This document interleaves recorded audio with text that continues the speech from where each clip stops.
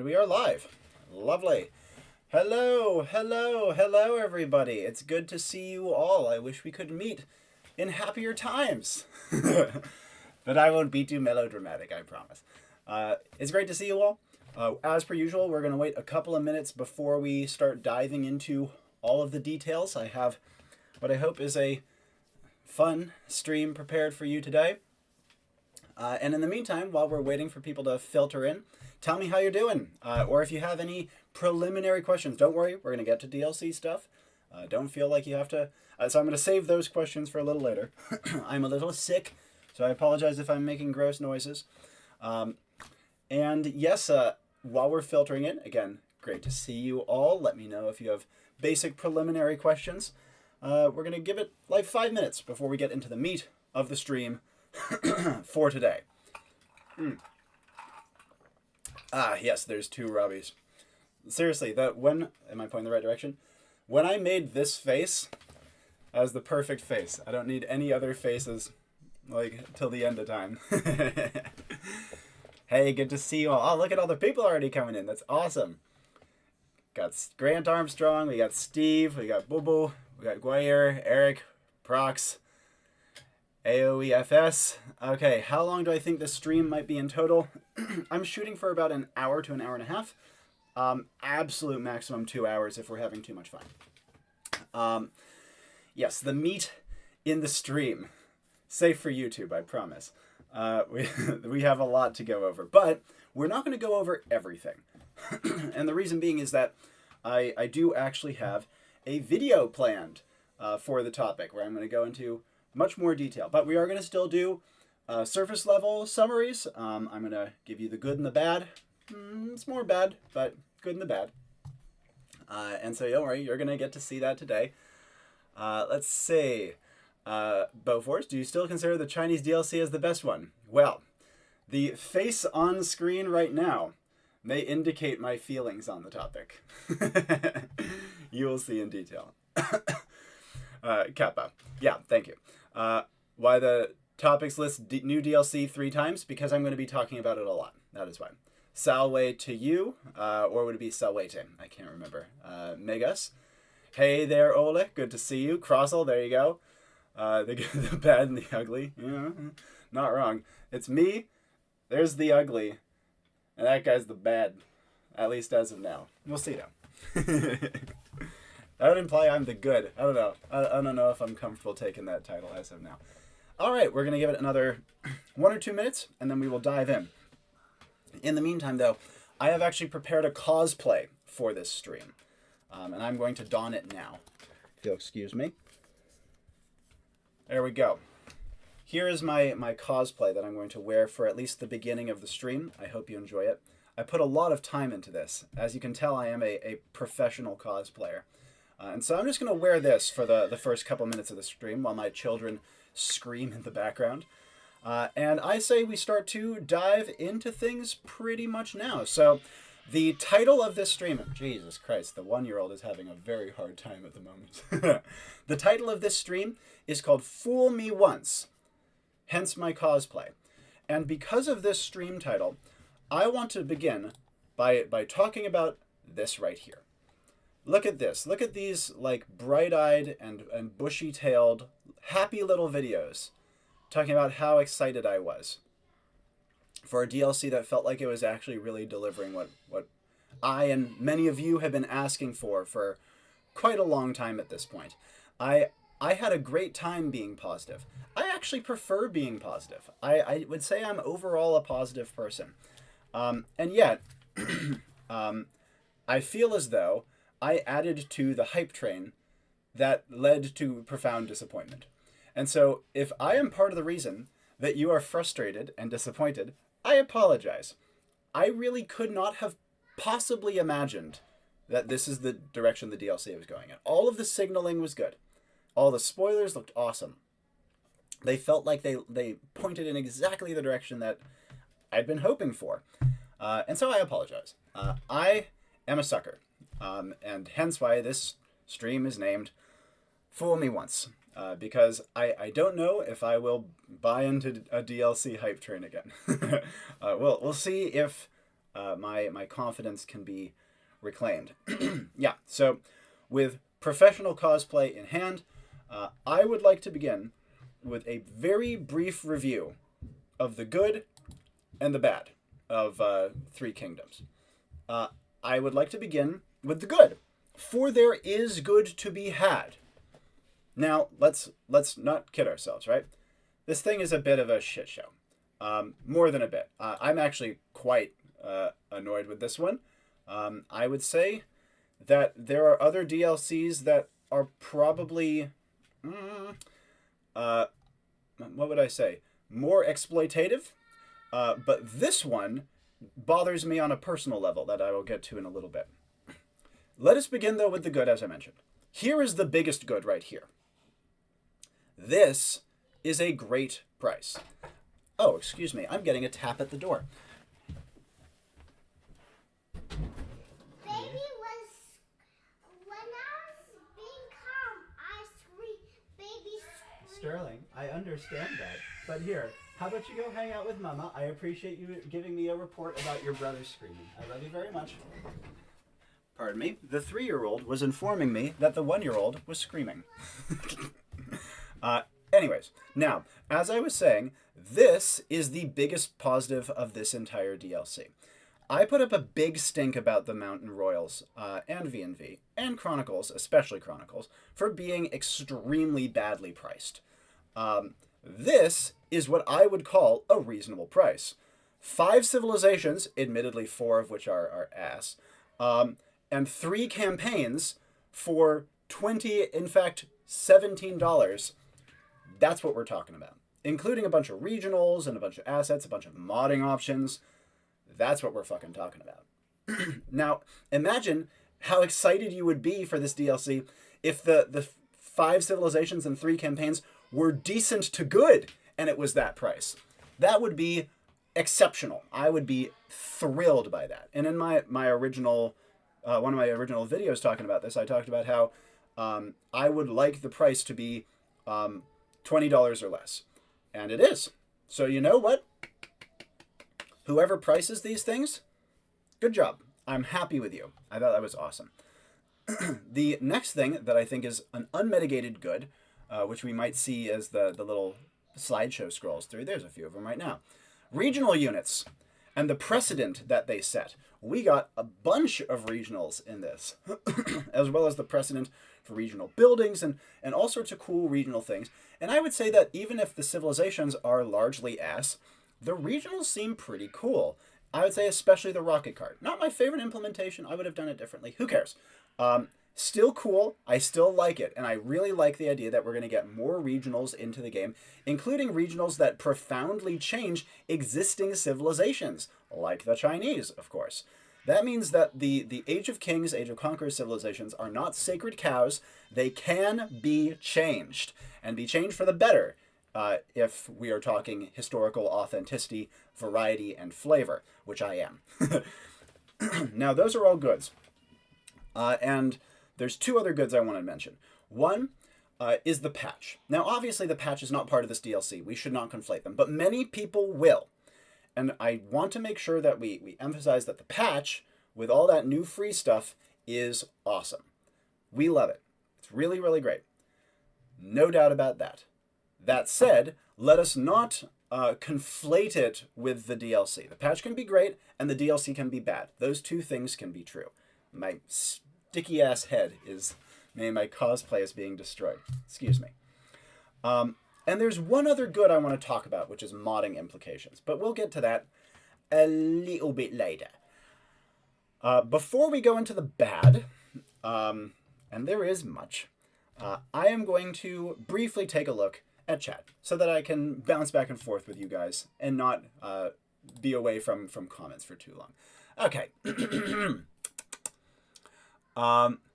Let's see. What do we have? Will I be suggesting a solution, Arjun? Yes, I will, but I'm going to save much of it for the video that I have planned on the topic.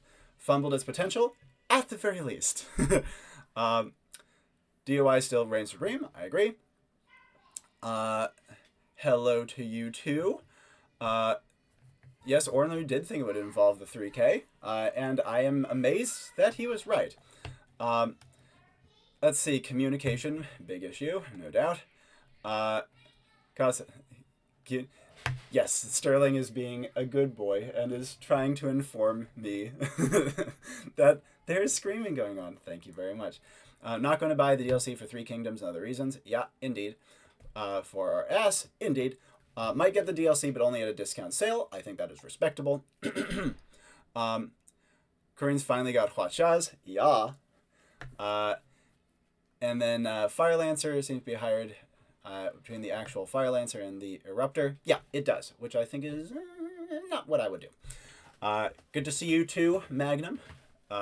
Rock cards are huge. Yep, I wish the devs were more active and listen to the fans instead of corporate higher-ups. I would agree that that is largely what is going on, but there may be other things. Will Live be available to watch later? Yes, it will, Joao. Agree with the distinction. Good update. Disappointing DLC announcement. Bingo. And Jurchens are only good Civ from the DLC. Khitans are half-assed because they merged with the Tongats. Bingo. Yeah. How ironic that Cision decides to take a long DLC right before the DLC was announced. I am actually not going to lay the blame at his feet. I don't think that's necessarily true, because I think there's a very big distinction between developers and decision makers. And it's not clear where he is in that, and I don't think he wants to make it clear where he is in that, and I don't think that would be fair. We don't know necessarily how much of this was some muckety-muck saying, we need to corner the Chinese market, and we know that the only Chinese thing anyone cares about is the Three Kingdoms era. And as such, get to work. Like, yeah, we don't know. And so I don't feel comfortable placing the blame at his feet for all of this. Now, let's get into the bad, shall we? First bad. What the hell?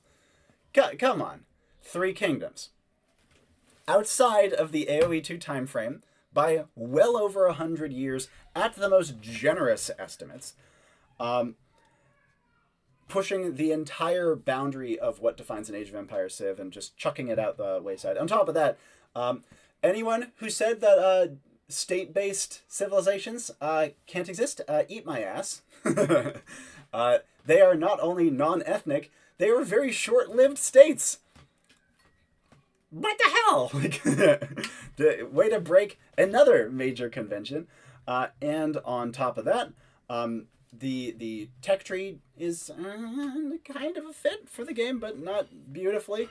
I heard someone saying, well, the medieval era in China actually starts in 200 AD. In which case, what's that to say that people can't just, like, boot the Aztecs out of the game? Oh, well, actually, the Aztecs never had a medieval era by the Civilization 4 tech tree distinction of what medieval is. Shut up.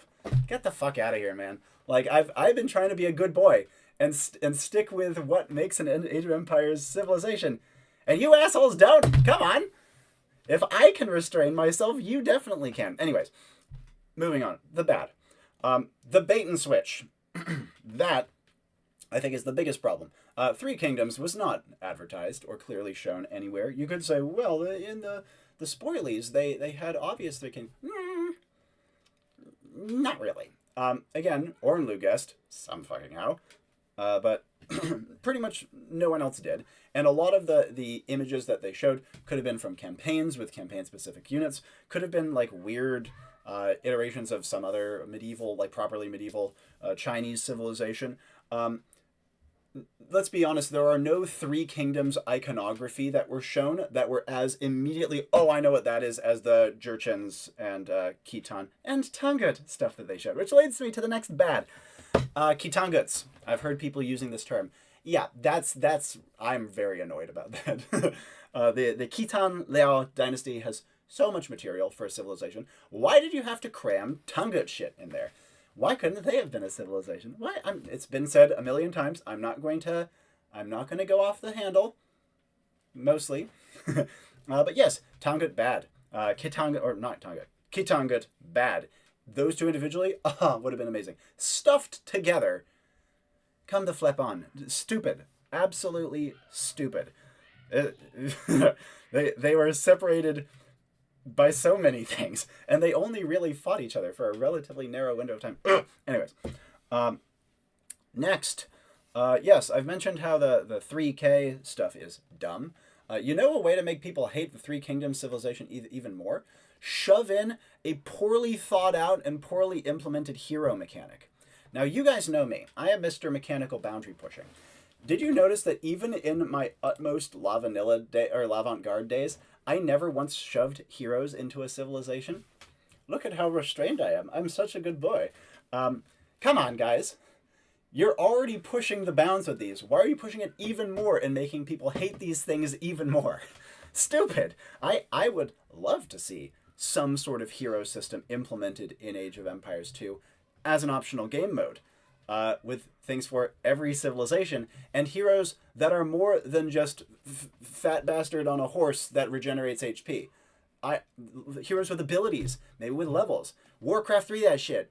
I don't care. Make it a separate game mode and give it to all civilizations. This is dumb. And it's just a great way to make people hate the gimmick even more than they already do.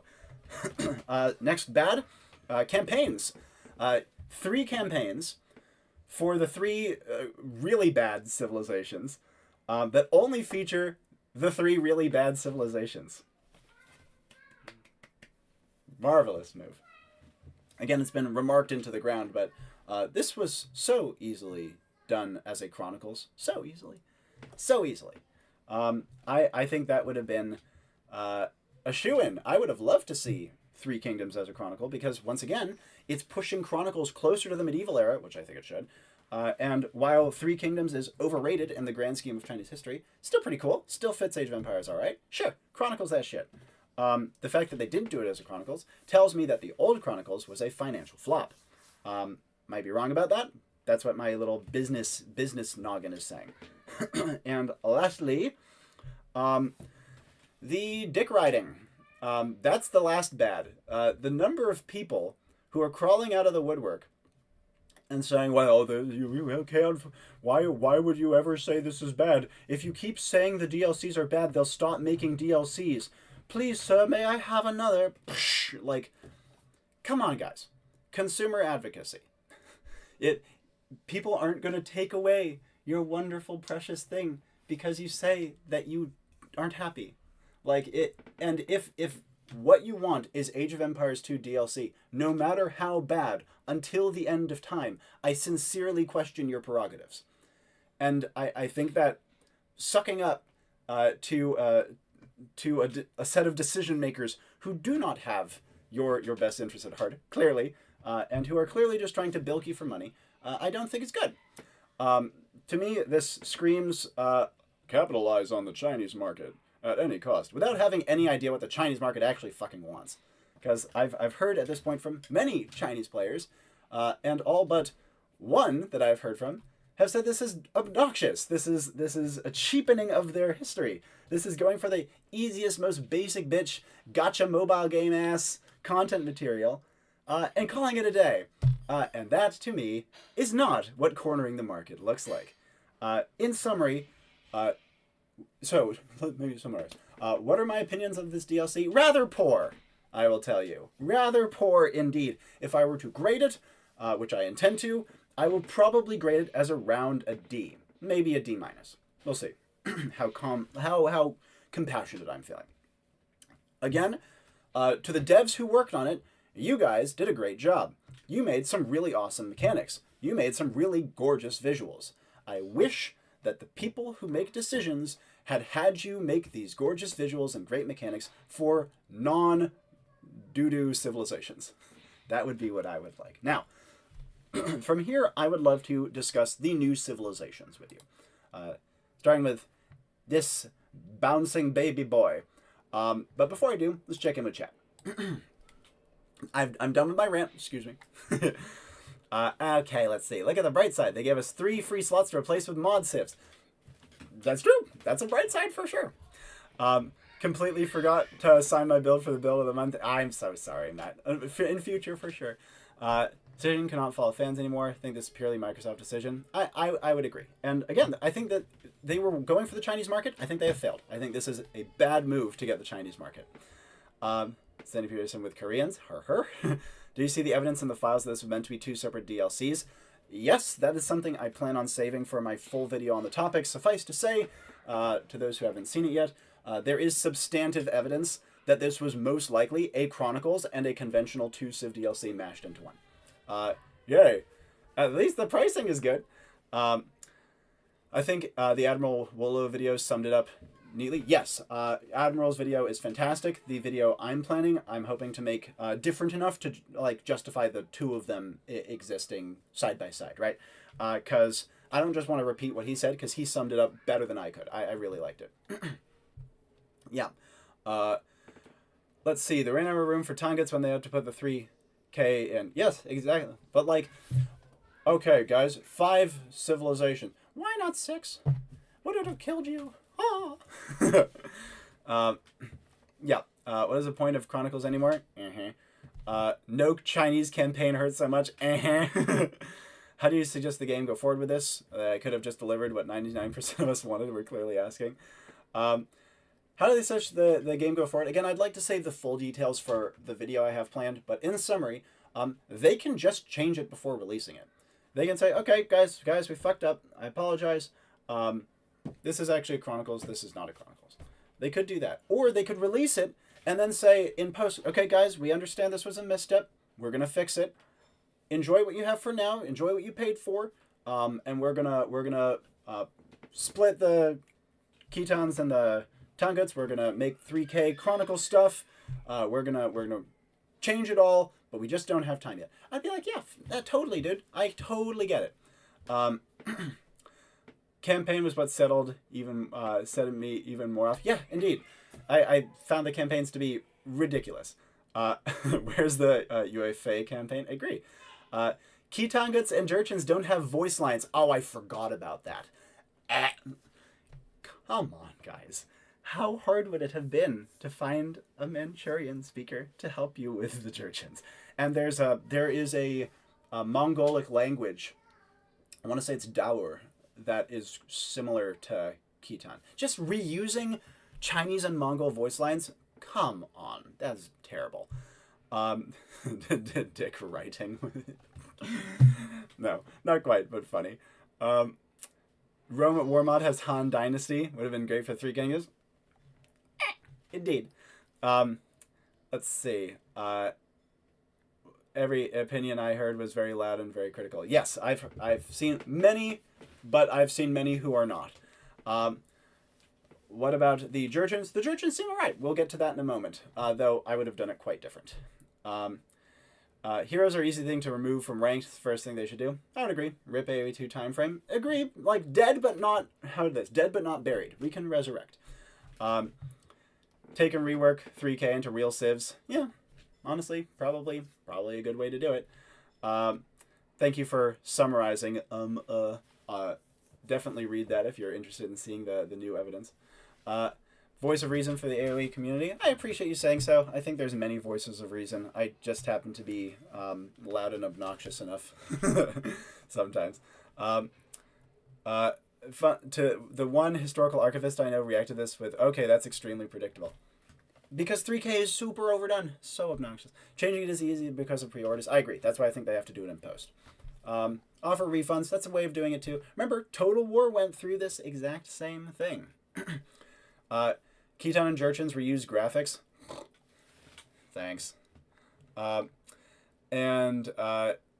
Soldier image. Yeah, that's so annoying. There's enough preserved Khitan for a voice bank. I would agree. I found it hard to research, but I am me, so I'm sure they have more resources than I to do so. Manchu speakers are hard to find, but it is a documented language.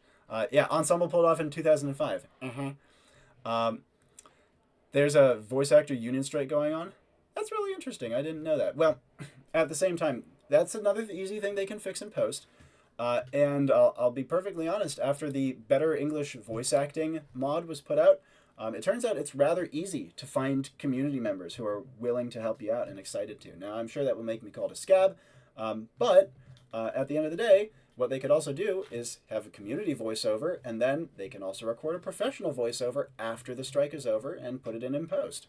And then say, yeah, the community voiceover is a special, fan bundle. You can choose which voice lines you use. There's many options. Anyways, let's move on to Civ discussion, Khitans, or Khitangats as they are. Um, yeah, this is a fucking lie.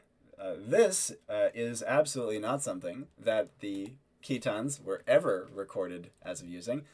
They were next to the burgeoning Xixia before they became a state. The Xixia did not become a state until the Khitan Lao collapsed, roughly speaking. I might be off by that by like a little bit, but I think it was about the same time, if not after. And yeah, this is something that the song attested that the Xixia used, and no one else. So no, that's a lie. This is pretty. I don't know where they got this image from, but I quite like it. Mine was definitely a stretch. Now let's see. We have all sorts of things to go into, but I suppose we can just bop to the tech tree and see how it's like. The pasture was a disappointing one for me, because from what I understand, 2 villagers work a pasture simultaneously, and they contain food which does not decay. This is a cool idea, but my problem with it is in practice it's just a farm with like some extra steps, and you like use it ever so slightly differently. To me, kind of tame, not boundary pushing enough, but it's cool that they have it. Not super mad about that by any means. This sucker, Liao Dao. If this is just Liao as in like Liao Dynasty, oh it does. Oh please. It's so dumb. This is the Holy Roman Empire swordsman. Shut up. Now, there is so many better names for this. This is pretty much a Moldau, which is a Tang Dynasty thing. Although it was used by many, many others. Don't get me wrong. The Liao probably used it. This, in summary, there's many better unique units they could have used. I don't really know why they did this one. But I can... whatever. Name is cringe, and I think there's wasted potential. But the thing that I'm least happy with is it has a bleed effect. Why? I don't get it. That is bizarre. Although I do like that it has a... Wait, it doesn't have an attack bonus versus cavalry? I thought it said it says it's good versus cavalry. How does this... That was so easy. Come on, guys. Come on. These were used as anti-cavalry weapons. It would have been so easy to add an anti-cavalry bonus. Anyways, a bleed effect feels weird. It's great that we have bleed effects in like DOT in the game, but not a fan of that implementation. Mounted Trebuchet. First of all, you had Po Xizhuan right there. I know it's hard to pronounce. There was probably ways to pronounce it better. Cool idea. Seems to be implemented reasonably well. Very expensive, which probably makes sense. It's probably way fussier to micro and stuff than I gave it credit. I'm glad it's in the game. The fact that it's not on a Tangut civilization is a travesty. Pasture technologies, that's kind of cool. I'm kind of cool to see that. Now, let's talk about their bonuses. Pastures replace farms. Kind of dumb. Pastures should be regional. Shepherds and herders generate additional food. Yeah, seems strong. I can see why they would do that. Yeah, even when the Liao were even when the Khitans were the Liao dynasty, they were very pastoral. They just kind of like, grabbed the overall Chinese eco and then just like kept to some of their pastoral traditions at the same time. Melee attack, upgrade effects are doubled. This one, okay. How sick is it that they did not do a forging? They did not do the miss iron casting thing that I did, and then in the DLC had a civilization that misses iron casting. Curse you! I don't blame them. That was definitely a wacky thing of my build. The Chinese... Okay, the song... Was it the song? I think it was the song. Actually wrote about the Liao dynasty and said, oh yeah, these guys are literal pushovers in melee. They're scared of their bows and their armor is great, but the texts literally say the Liao dynasty sucks in melee. They're nothing to worry about. I don't like this for that reason. This, though, I actually do like, because they were famed for having these massive armies of what we would call trash. So I actually think this is great. Great bonus, very appropriate. And then this one is, yeah, pretty reasonable. Obviously, mounted archery was very important for them. And then this, I kind of see where they're coming from. I actually considered something similar, and I decided not to do it because it felt like a bit of a force, but I don't mind it. So honestly, in terms of a Khitan proper build, this is good, and this is fine. This is dumb, and this is dumb. And these guys are dumb, and this should be a regional. But overall, not bad, besides all the Tangut stuff. Now, let's move on. This is stupid. Why would lamellar armor reflect melee damage? I don't get it. Yeah, reflecting melee damage, good mechanic to have in the game. I like that. On this technology, for this civilization, nah, silly. Regenerate hit points in combat. That is very exciting. I like that. That's a vampirism effect. Great thing to have in the game. Once again, though, Ordo Cavalry? Come on. You had better names than that. And this effect for this civilization? I'm not a fan. Not as bad as this one, though. So yeah, the UTs, nah. The unique units, the aesthetics and Tangut blending, no. But some of these bonuses are decent to good. There is something here. It just got twisted somewhere down the line. What do you guys think of the Khitans? Let's check chat before I jump over to the Jurchens. See what we got. Okay, yeah. Let's see. Tan Long Lei. I sent my remake. I hope you watch it. Yes, I will watch it. I will review it. I'm sorry I haven't gotten to it already. The one guy looking back at the Soldier Revenge. Nice. Okay. 3 Kingdoms of the Legend of King Arthur for the East. So overdone that's in the realm of self-parody. Beautifully said. Should be a regional building rather than a unique building for the pasture. Yep, absolutely. Let's see. Mongol pastures, one Microsoft. It seems devs follow one China policy. I'm not going to get so much into that because I think they might want, like they might be trying to, but I don't think that's actually what it necessarily is here, because there's other games that are sold in China who do this and who do other factions in medieval Chinese history, and it's fine. So again, I don't know if they're being strong-armed. They might just being self-censoring aggressively for no damn reason. The bleed damage is actually pretty good against cavalry. Okay, that's probably fair, but they should get an attack bonus. And again, I just don't buy this having a bleed effect on that. This DLC went from 100 to 20%. Yeah, about right. My brother complained that he isn't playing campaigns until they fix this. Yeah, totally do it. Yeah, Liao Dao is actually the name of the sword. There are admittedly a bunch of different names for this sword, and maybe there is one called the Liao Dao. And if so, I apologize. I didn't know, because Chinese swords can take a lot of different forms. But it does look very much like a Moldau, which would probably have been a better name for it. Chinese Files calls this Boxi Juan. Maybe. I have no idea. Let's see. Song would be great protagonist for a Chinese campaign. Completely agree. Shepherds generate food by generating... I think it's just like a drop-off thing like the Malians. Just feel like the Tangut elements are just tacked on. Bingo. Contemporary with the Lao is the Song Dynasty. Song Dynasty was around for a very long time. What is lamellar armor? They saw mirror armor and got really confused.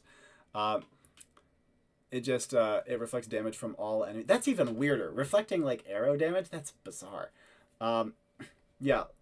For lamellar armor, yes. Okay. And also lamellar armor is one of those things like saying, oh, this is the unique technology. It's called plate mail. Yeah, super unique, guys. Let's see. Infantry bonuses would have probably been better for Tanguts. I agree. I can't wait to play them after they're split from Tanguts. Indeed. Let's see. Damage reflection was used on like spiked armor. Yeah, exactly. There's ways to do it correctly.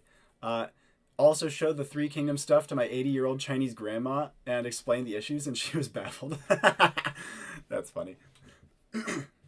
Yeah, I could probably talk to my Chinese mother-in-law about this. When I told her I was working on a build about Xixia, she was like, "Oh, really? I didn't know people knew about that here. That's funny. So many people say the Tibet stuff would be banned in China, but I've heard that it's just the modern stuff. Medieval stuff is fine. I have heard that being the case for other games. Maybe it's different now. I don't know. Let's see. Range damage reflection feels like a JoJo stand. Well said. All right, Jurchen time. I've heard this is the decent one. First of all, ensign feels appropriate. They have the iconic banner image. They have this this handsome boy in front. Yep, seems fine to me. They use Chinese voice lines, I believe, if I understand correctly, which is silly. Let's take a look at Tech Tree. Iron Pagoda, very good.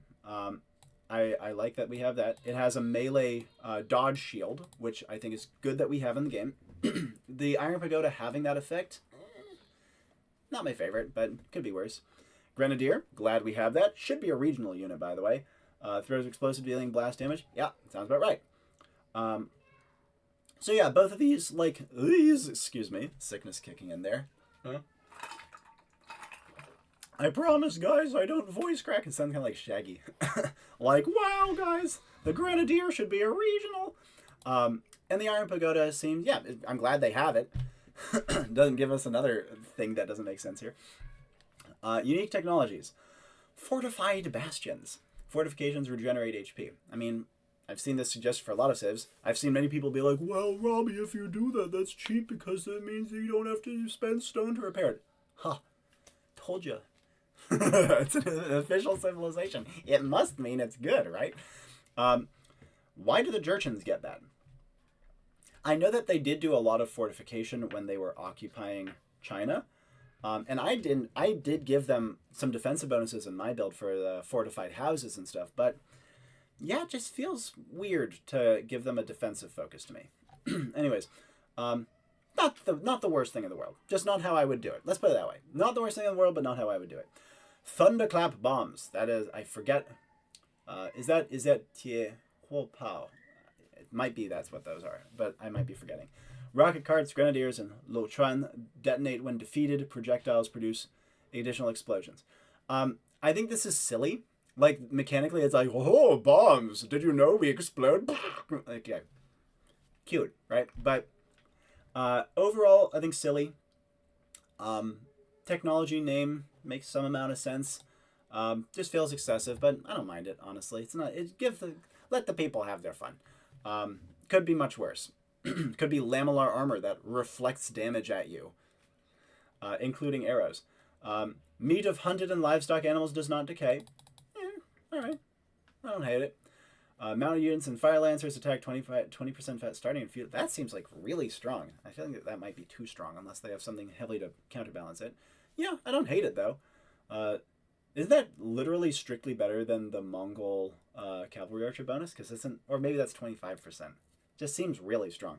Siege engineers available in Castle Age. I think it would have made sense for many other civilizations. Like, giving the Jurchens a siege focus feels weird to me. Siege and fortification technologies cost less wood and research faster.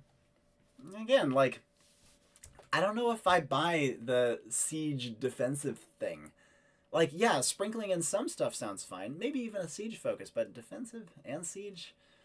It feels like the civilization is doing too many things. Because you got that, and you got the gunpowder, and you got the cavalry, and units receive less friendly fire damage. That's actually sick. I actually think this is a great bonus, and I was considering that for another civ as well. But happy with this one. This one's cool. And then gunpowder units, more line of sight. I think that's lazy. So overall, I actually like the bonuses for this one less than the Khitans. I think that the Khitans, minus the stupid Tangut elements, actually feel more like Khitans. These don't really feel like Jurchens that much. The best way I would put it is that this feels kind of like Qing Dynasty Jurchens, which is the very tail end of AoE2. Very tail end. Yeah, I'm not sure I buy it, but it's all right. It's not the worst thing. It seems like it would be pretty fun, but it does feel kind of like a random grab bag that doesn't feel super coherent to me, at least. This is awesome, though. I like that. Just to quickly scan their barracks. Hey, that's pretty close to what I did. I think actually one of my builds, did I remove Long Swordsman? Oh, you guys might have to remind me. I can't remember. But this feels reminiscent. Yeah, no arb. I like that. No hand cannon feels weird, especially if they're trying to represent the Qing, because they used a lot of hand cannons. No thumb ring definitely makes sense to balance out the cavalry archer attack bonus, so they will be worse than Mongols. Yeah, they missing Nightline was something I also proposed on mine, which is cool. We have the Cornflower Blue regional unit backing. Gonna take credit for that one. Don't mind if I do. Still not sure how I feel about the rocket cart replacing the mangonel, but it's not the worst thing in the world. I realize I didn't do this for the Khitan's one, frankly, because I didn't think I cared as much about that one, but I actually think I like it more in retrospect. Got that crispy monk. It actually looks okay for them. I think it might be most closely modeled after their religious people. It would be bonus points if monks were female for them. Yep, missed that. Do some stuff. Da-da-da. Perfect eco. That feels a little weird. Let me quickly take a look at the Khitan tech tree just to see if there's anything really cool here. That's a long arb. Oh, I see why, because they have the heavy cab sooner. Missing halberdier feels weird, but I guess they didn't want them to get turbo trash. Missing knight, they get camels. Good. Yep, that makes sense. Missing knight completely for them. Sure, I buy it. I kind of wish they'd had a heavy cavalry unique unit, though. Yeah, this feels like it's making sense. Again, I just don't really love that this is their unique unit, but whatever. I won't whinge too much about it, he says while whinging. Them getting the cannon galleon and not the Lo Chuan, it feels bizarre to me. What was the decision behind that? They got the kind of Tangrist monk, terrible tech tree, this blast furnace because they get the double up. Doo-doo defenses. I actually kind of like that. That does make sense. And then they get the pastoralism stuff. Okay, yeah. Not my favorite, not my least favorite. Seems all right. What do you guys think about the Khitan and Jurchen stuff now that I've reviewed a little bit more? Let's say, seems Jurchen is mashup with Manchus. You could argue that the Jurchens were kind of the first Manchus. Let me see. Seemed to really focus on gunpowder stuff. Devs didn't know about Xixia. Yeah, Jurchen's focusing on gunpowder makes sense. I actually like that. Let's see. How long can Robbie sustain Kermit voice during live challenge? Don't tempt me, Frodo. I'll sing Rainbow Connection for you. Take away people's gold medals from campaign completions on the update. That's bizarre. Well, I don't love that. Feels like they focus weirdly enough on the period they conquered the Ming. Yeah, exactly. That's really weird to me. It's a bummer that medals are being taken away, Grant. I had no idea. An idea for the Tibetan, maybe naming them Himalayas. I think there's better names for it because there's a bunch of like more specific Tibetan subgroups that would work. Jurchen for me is a cavalry civilization, not defensive. Yeah, exactly. I like them having some defensive elements, especially early game with the fortified houses to represent their early days. But yeah, they should. I think they probably should have just been like cavalry archer and gunpowder, or cavalry and gunpowder, or something like that. Defensive focus, siege focus feels weird. Tongut build had a similar bonus where outposts healed defensive. Thank you. No Thumbringer Parthian. Yep. Can Jurchen first unique tech change to Bati cavalry? I mean, there's a lot of things that it would be great to change about it. Let's see. Tibetan revolt against the Ming Dynasty. Yep, there's so many options that we have there. Jurchens make more sense. Make sense more or less, but more late. Yeah. Nail the heavy gunpowder usage. Yeah, I think that making them gunpowder would have been great. I just didn't love the defensive siege stuff for them. Again, the siege less egregious than the defensive. I'm behind in the live stream. It's not in the time frame at all. Yeah, okay.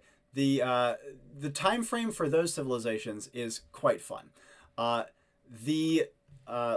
you catch up to me, here's the quick argument for it.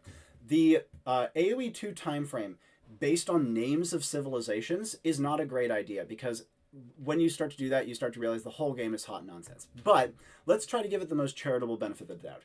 The Celts are, if you take them at their literalist name, are an ancient civilization, but there is nothing about the Celt branding in the game that would indicate that besides the stupid and anachronistic Woad Raider, which just makes zero sense for anyone. Similarly, Persians with Parthian iconography, you could argue that as well. However, based on, again, everything about their bonuses and tech tree, they are clearly Sassanid, with a little Safavid influence at the end too. Romans are, I think, the weakest argument here. They're clearly representing late Romans, which are part of the AoE 2 time frame. If you take it from like the 400 to 1600 AD, which is what I typically do, Romans existed around that time and are clearly a part of the Hun stuff, which again is like 350 at earliest. And so if you want to say 350 to 1600, sure, the Three Kingdoms period ends at a generous estimate at about 275 AD, and is really a thing from like 180 to 220. So yeah, time frame wise, I think that is a big mistake. They push it way too far. And I would much prefer to see AoE 2 actually working with civilizations that properly fall within a more narrow time frame, because there's so many great options we haven't explored yet, rather than pushing the time frame just to accommodate an overrated and over-commercialized element of Chinese history, which is so much more than 3K. Pushing the time frame to accommodate 3K, in my opinion, would be about as bad as pushing the time frame to accommodate something like Republican Rome. 10,000 Ys. That's fascinating. Okay, let's see. Celts aren't representing the entire history of the Celts. Yeah, exactly. Handcan is probably for balance. Imagine no handcan. Imagine the Nightmare Death Ball. Nice. Camel Pults are not called Boshi Juan in Chinese in-game. That's a bummer. No bloodlines. That's decent. Let's see. A bunch of responses to Racket Dude. I won't reiterate.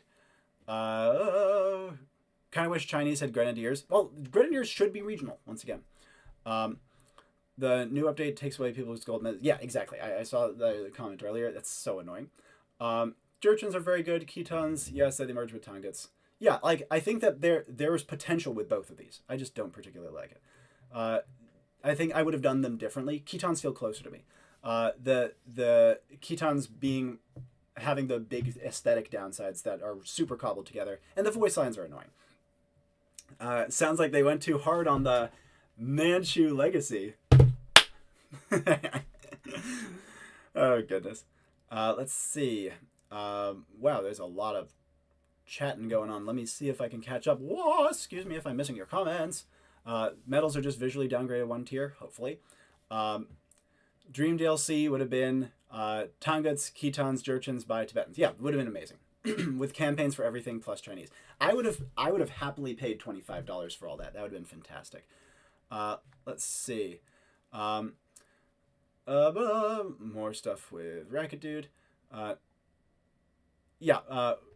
Iconic of the game would be great to rename Celts to Scottish and give a Highlander unique unit. There's many other things you can do with that, but I think that probably what they would want to do if they were desperate to retain all the boring ass mechanics, call them Scottish, make it a Border Reaver.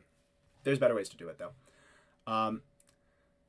Yes, pasture should be given to all nomad civilizations. I would love to see that too. Woad Raider isn't that bad. They were still used by the Picts. Okay, so having learned a bit about medieval Pictland, things like the Woad Raiders, like as we see them in game, would probably have disappeared around 200 AD. The Picts did have warriors, but they didn't look like that or fight like that. They're clearly trying to go for a Braveheart shtick. But I think that if we wanted to keep a unit called the Woad Raider with some aesthetic and ideally some gameplay updates to make it less boring, I think it could have been fine. Let's see. Let's move on, shall we? Because we've talked a bunch about negative stuff, right? I'd like to tell you about some positive stuff. So I recently had a conversation with Krakenmeister, the guy who makes the wonderful Civ Builder tool. And he was talking to me about how this DLC, no matter what else you have a problem with it, has one amazing good thing, which is the modding options it brings. I'm hoping that whoever is deciding to do this, or maybe sneaking it in, has been listening to what we've been saying about how modding is very much the lifeblood of the game. I've put out polls recently on this very topic. And they've really opened up a ton of options with this DLC. Here's a little summary from Kraken discussing all of the most exciting implications. Top of the list is all of the added unit abilities. We can do so much more. Modders can do so much more with units now. Let's talk about it. 1. In his words, charge events like the Shrivamsh Rider and Kustilier can have projectile attacks. This means that you can have things like Pila or Martio Babuli or something like that, where a unit can throw a projectile and then fight in melee. Amazing. I've been asking for this forever. Next, and that's obviously something the Fire Lancer brings us. So that's great. Next, charge events can make a unit transform into another unit, like a Berserker going into a Rage or an Elephant Stampede. However, the option alone allows so much because the transform unit could be anything. Something like a dummy unit with a hidden ability that transforms it into a third unit. This is another enormous one for modders. Again, a Berserker Rage mode, or even something like a a unit being like briefly upgraded in the middle of a battle and then going back to something. Maybe a unit that when it first meets the enemy, it's crap. It's like, oh my god, I'm scared. And then like it gets out of that and goes back to fighting normally. So many cool options. I'm delighted to see this one. This one's going to be great in like story-driven campaigns as well for like boss phases and stuff. Next, charge events can now spawn units, caltrops, spike pits, dog trainers, like generals flinging soldiers at enemies. So many options for this one as well. This is huge. Units can have active abilities. This is huge. A power-up to temporarily boost villagers in an area, consumable type relic that buffs nearby units and kills itself, unit that can shriek, making nearby units attack slower. Activated abilities can even transform the unit, even crazier than the charge event transformation. Again, huge. And this is something that we are getting now. And I believe you don't have to buy the DLC to get all this stuff, by the way.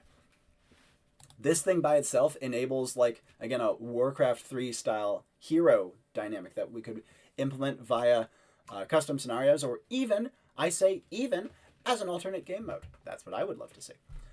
Unit attacks can have effects. This is the one I'm most excited about. Again, this is massive. A bolus unit whose attacks slow enemies temporarily or permanently. The temporarily is the one I'm most excited about. A lifesteal unit that heals every time it attacks. I don't think it would be able to calculate lifesteal amount based on attack or armors. A unit that can blind enemies, making them temporarily unable to attack. This, again, is something I've been putting in my builds for fucking ever. It is huge, and I am so excited to see it. Next, unit kills can have permanent veterancy buffs, obviously, new Jag, but it's really special because it's done on an individual unit basis. When I saw the new Jag, I immediately thought, hell yes, we've been needing this for a while. You guys see how much of a game changer this is for modding, for civ design, for implementation, for us being able to make stuff that we really want? This is incredible. And then units can reflect melee damage back on the attacker. Hopefully not with lamellar armor they can't. Now, the reason I wanted to bring this up is both because, and I did get Kraken's permission to bring his name into it, is because not only is it awesome to hear from, I'd say, one of the most legendary modders out in the game. We have several of them who I'm lucky enough to have in our community right now, and hearing this from Kraken gave me a lot of hope, because I'm pissed at the DLC, frankly, but there is still so much potential to be had based on what we can create, and clearly, I'm gonna go out on a limb and say corporate muckety mucks don't really care very much about what gets into the scenario editor. So who knows? Maybe this is a way of whoever makes those decisions among the dev team being like, you know what, guys, you're doing great work. Have more of our tools. Have more of them. You do the cool stuff. We're not being allowed to do the cool stuff at the moment. Again, that's complete conjecture on my part, but feels like something that could be feasible. And if nothing else, doesn't matter why, we have it. I think this is the thing I am most happy and excited about, besides the established precedent of the price of the DLC, which I really like. Now, from here, what do we have next? Talking about Kraken.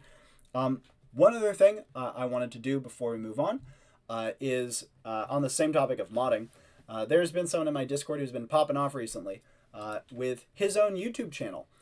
His name is Aussie Empires, and his YouTube channel is solely devoted towards making videos teaching you how to use the scenario editor and make mods.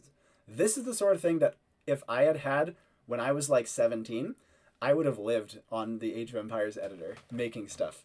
It was always so hard to do. And so, Ozzy, you do amazing work. This sort of channel, I think, is going to be huge going forwards, especially as the editor opens up and it becomes more and more clear how important modding is to the game. I've put Ozzy's channel in the description of this live stream. Go throw him a sub, especially if this is the sort of thing that you are interested in. He does great work. Before we go further, we're going to go to Build of the Month next. But in the meantime, I would love to hear if you guys have other thoughts from me, both about the DLC, about modding, all sorts of other stuff. Let's see, partly fictional. It's also clear why they're being repped. Holdover from the game original, when the game more consciously centered on the immediate post-Roman era. Motivator should upgrade into Galaglas. Yeah, nice. I think I can see where they're done. I think they're irritating though. With like, if we called him Kern, Border Reaver, Galaglas, whatever, with some aesthetic changes, be fine for me. Aren't you going to talk about the 3K civs? No, I am not. Why it's Franks rather than French. I do actually wish that Age of Empires had committed to that time frame and done like a game that was actually focused on the Dark Ages, so to speak. Like 350 to like 1050. I think that would have been really sick, a very intimate time frame that gives us a ton to work with and would have been, frankly, way more coherent than what the mishmash we got. Kraken Master is great, indeed. May as well add Spartans, Athenians, and Achaemenids to the base game as well now. Indeed.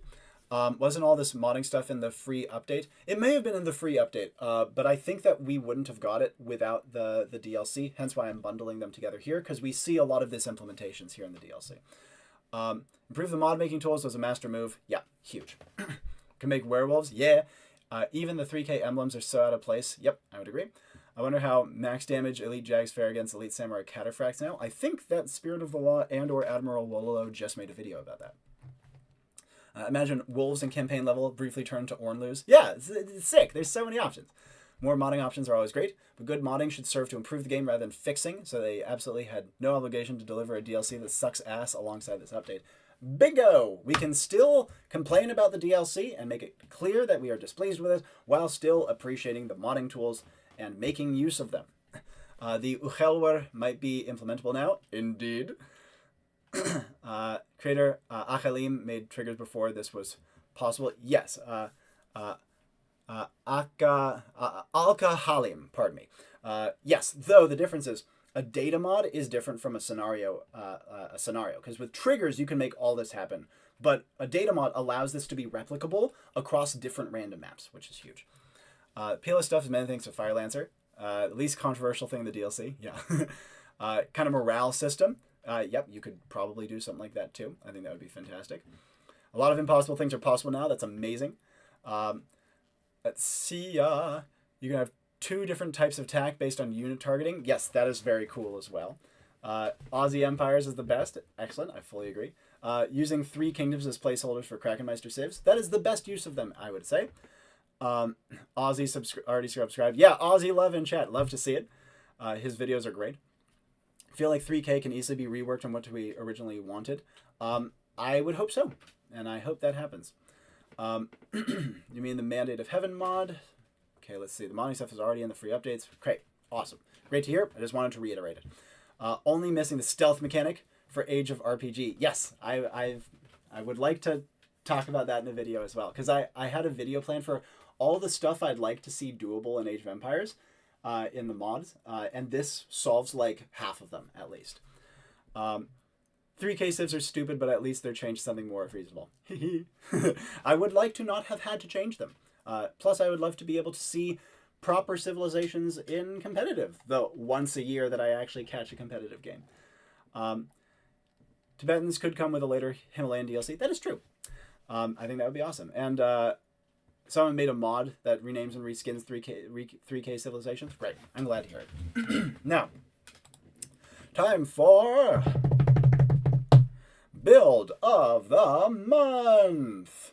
Given that I recently did a video about the Aragonese, it only makes sense that the build of the month be the Castilians. Don't worry, there's other reasons I chose this. This was a build done by longtime viewer and Discord user, Divicos Power. And I like his builds because he does a great job of balancing kind of conventional elements with l'avant-garde elements. And this one did so as well. I thought it was great. So here's a summary of his Castilians build. It's a little tame by my standards, but I think he does a great job with it. A cavalry and monk civilization. Bonuses. Stone miners work 10% faster, and stone lasts 10% longer. So kind of the Malian thing. But for stone, reason because the famous Spanish castles of Castile and the stone mines that enabled this. Then he has a commandery building, which we'll be getting into, which is one of my favorite things about this. Monks converting faster, as you might expect. Stables and techs cost less. I would actually maybe up that from 10%, but I think it's a great idea and a good way of emphasizing cavalry play. But here's the thing that I thought was super exciting. Defensive buildings gain the elevation bonus on flat ground when they're attacked from above. That is really freaking cool. It effectively not only negates the altitude advantage, but incentivizes enemies to take the low ground. Now, he didn't put it on the sheet, but there was a cool historical justification that I'm a dummy and I cannot remember right now. And so I thought that it's a really cool inversion of mechanics that feels doable, not now. So it's properly l'avant-garde, but I think it's really nicely done. Then he has Camino de Compostela, which is a relic generation bonus. I think you could probably crank it more than this, especially with a stone cost, because it's a pilgrimage thing.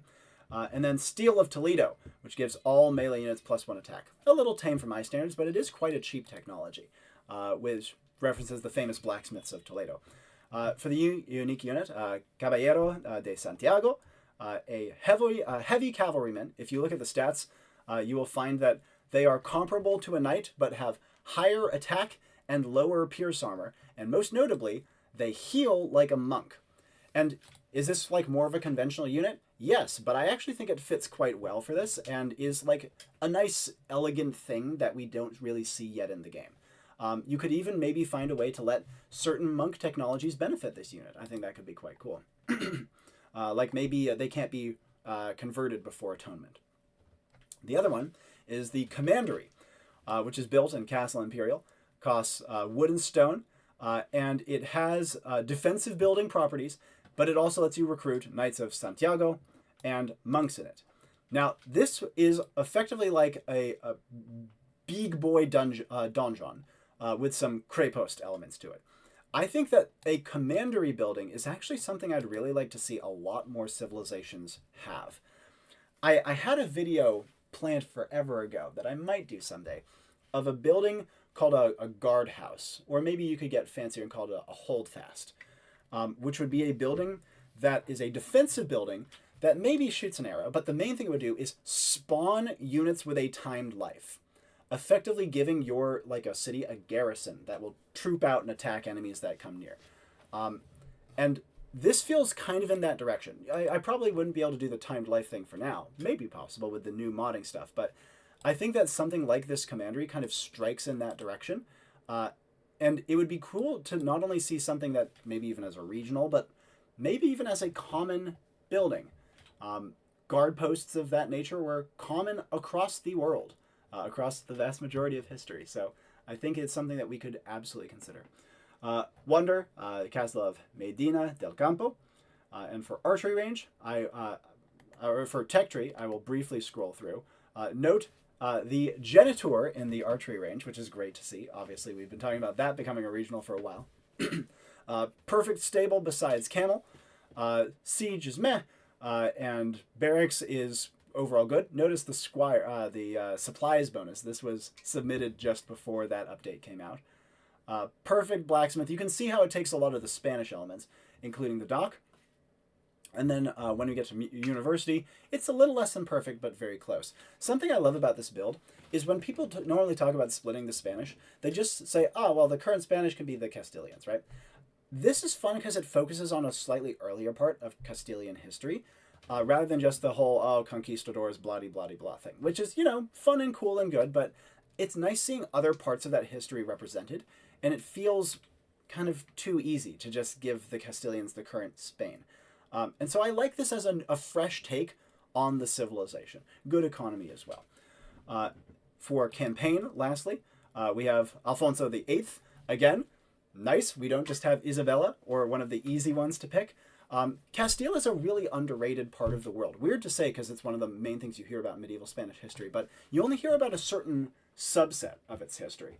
And I really like builds that force me to take a civilization's time frame and put it in a different place than I'm used to. And I think that this build did so very well in a almost solely La Vanilla, slightly La Avant-Garde sort of way that I thought was really nicely done. So huge thanks to everyone who submitted builds. Please do be ready to submit builds to me again next month for the next stream. But for the meantime, Divicos Power, a pleasure as always. Thank you for sending in this one. And now, from here, I say we open it up a little bit. Let's talk a little bit about the general Q&A stuff. And if you guys don't have things that you want us specifically to talk about or me to talk about, I have one question that was submitted in advance that I'd like to go into detail about, which is discussing modding. But in the meantime, throw out your questions as well. I'll quickly catch up on chat. Celtiberians, Iberians, and Iberian Celts. Let's see. Hey, look, it's a Spanish emblem. Nicely nice. How do you feel about the number of civs we have in the game? Feels like just doing 3 Chinese civilizations definitely worsens that a bit. Now, I am still a maximalist. I still firmly believe that Age of Empires can support a hypothetically infinite number of civilizations just fine. People say, oh, but logistics. There's ways around that. You just have to think creatively. Oh, but competitive. There's ways around that. You just have to think creatively. Again, I will say, if Magic the Gathering can have 50,000 unique cards and counting, which people need to memorize anew every time, if League of Legends can have 200 champions, if Super Smash Bros. Ultimate can have 100 fighters, all of whom are more different from each other than Age of Empires 2 civilizations are from each other, then we can learn this for this game. Thank you very much. So the number of civs we have in the game, I would like to see go up. The problem, though, is if they are doo-doo civilizations like these ones, I'm much less interested. I'd like good civilizations in the game. But assuming we get good to decent civilizations, the number of civs, I think, has no upper limit. And I'm happy to debate that with anyone who wants to debate it. Doesn't Castile mean Land of Castles? I believe it does. A lot of Spanish representation on these shoutouts. The Aragonese one was from a contest winner a little ways back. So that's a little bit different here. These build of the months, the last one we did was an Inca build, if I'm remembering correctly. Yeah, an Inca Age of Mythology build by Guayir. If I'm forgetting that, I apologize. Let's see. Yeah. Is there any chance we'll see the Siamese, the Thai, and other Southeast Asian civilizations? Is there a chance? Yeah. Is there a good chance? Debatable. I would love to see them, and I think they absolutely deserve to be in the game. The fact we don't have Thai in the game is ludicrous to me. I don't want to try to predict things as of now, because again, as you see on screen, fool me once. I tried to do prediction, I tried to be excited, I tried to get hyped. It didn't work out so well, so I'm not sure you should trust my my judgments here. AoE 3 Maltese have commanderies. Oh, cool, a mix of outposts and stable. There you go. We don't have Night Berserk in the game right now, do we? I mean, kind of we do with Georgian cavalry in general, but negative regen is possible also. That would be sick. Let's see. In case of split, current Spanish element can be regionalized or split between various new civilizations. Precisely, yeah. Southeast Asian selection includes Siamese, Lao, Mon, Cham, Shan. There's tons of options for sure. What heroes would you pick for other civilizations? I actually think that would be a really fun video, and I did have that planned a while back. This is something I would really love to talk about in depth. I would only want to do so with heroes not being just like meat sticks on a horse that regenerate. I'd want to make heroes more interesting. And so assuming I could do so in a way that allowed me to make heroes more interesting, I think that's a fantastic idea. Frankly, I'd have a very hard time picking one. I'd want to do like at least 4 or 5 for each civilization because it's fun and cool. I have a lot of ideas for it. Maybe AoM China lmao. Yes, indeed. Personally, I wouldn't want AoE2's file size being too big. Not until I get a big enough hard drive. That's funny. I think that new civilizations do not typically add that much space, but I could be wrong about that. Look at the complexity amount of heroes in Dota. AoE 2 is fine. Yeah, exactly. Like, people saying, oh my god, how am I going to remember 40, 50 civilizations? You'll do it. You'll be fine. And if worse comes to worse, what you do is for the sweaty competitive people, you have a monthly roster of 10 to 15, or 10 to 20 even, and it rotates. And that way, maybe you could say, oh yeah, if you don't own a given civilization yet, you can test it for free by playing in competitive. That could be a good way to get people on the ladder. Maybe force them to play random. I don't know. And that's probably a bad idea. But there's ways to do that. And that way also you have kind of a new meta evolving every month, which means that not only do things not get stale, which is sick, it can mean that sometimes a civilization that is ass in one context can be good in another because the meta around it has shifted. And I think that is sick. Let's see. Yeah. There's a max somewhere, and now 3 civ slots are wasted on it. I actually don't believe there is a maximum. I know people have talked about it. I really don't think there is. If there is, just like, will it take some reshuffling of code? Yes, but that is abundantly doable. It's annoying, but it's doable. I wouldn't even call this false advertisement since it's not 5 civs. It's technically 2 and 3 variants of Chinese. I don't know. I don't know if I'd say that. It is 5 civilizations. Just 3 are very dumb, and 1 is kind of misguided in terms of its aesthetics. Though I will say, like I said, I thought the Khitan bonuses were better than I would have expected. What would I theme the next DLC around? Probably Mesoamerica, and then West Africa. Dharma expansion mod has the Siamese. Yeah, Dharma expansion is fantastic. Infinite expansion in game as framework could also imply that some expansions will just be duds. Yes, that is definitely true. It's something that you naturally have to expect and kind of work with. There are ways around it through smart game design. There are games that have landed banger after banger for a long time.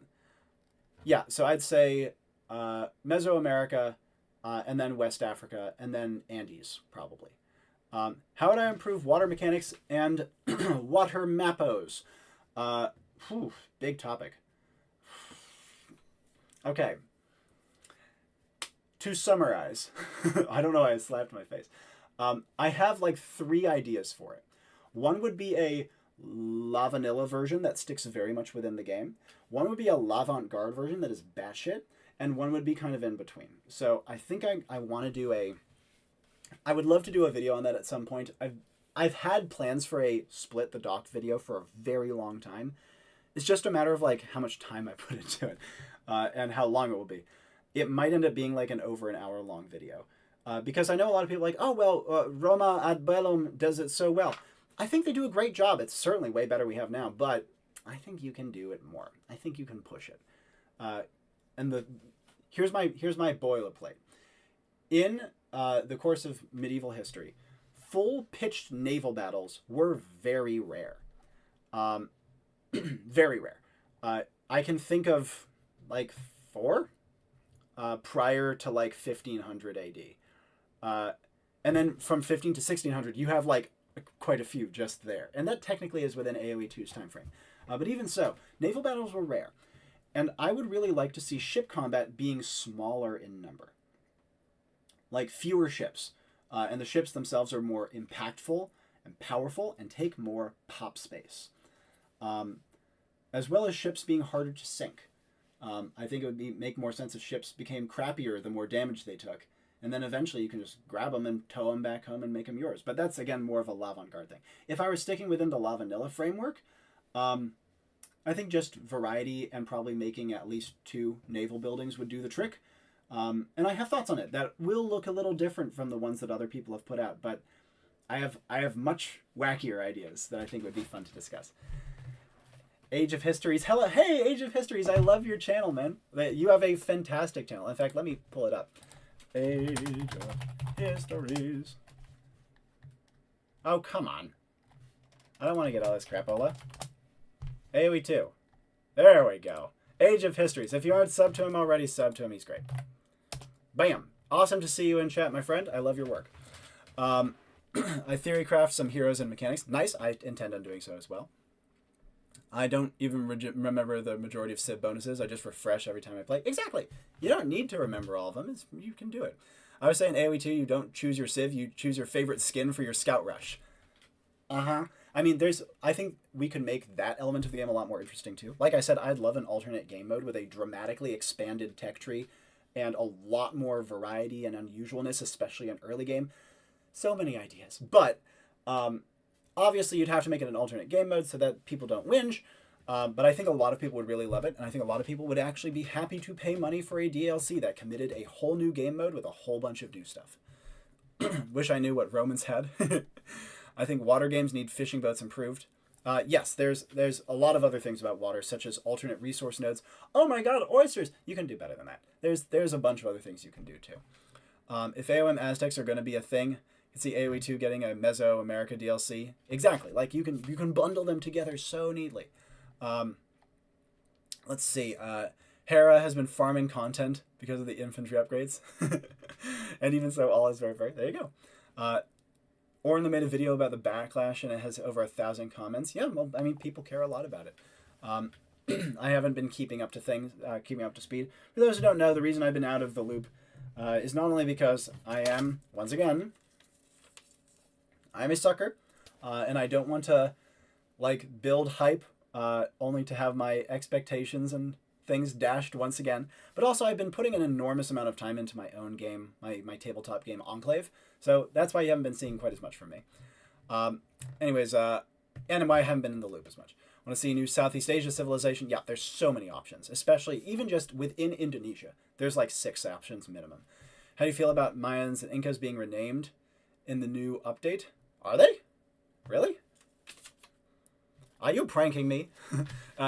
Or is this like a, would I want to see them be renamed? I would love to see the Mayans be renamed. Well, there's such like a weird broad stroke civilization that has so many like aesthetically dubious things, but even just naming them like Yucatecs or Quiche or something like that would be kind of cool. Incas being renamed to like Quechua would be kind of cool. I wouldn't mind them at all. If the next DLC is still set in Eurasia, I will stop playing the game. I don't blame you. Would be nice to get more regional units for European empires too. I actually agree with this. I don't like that the Europeans are the default within the tech tree. I think that the default should be truly universal stuff, and then you can have regionals and semi-regionals be, or like things that are a lot of places but not everywhere, like camels, for example, be more common. I think that would be fantastic.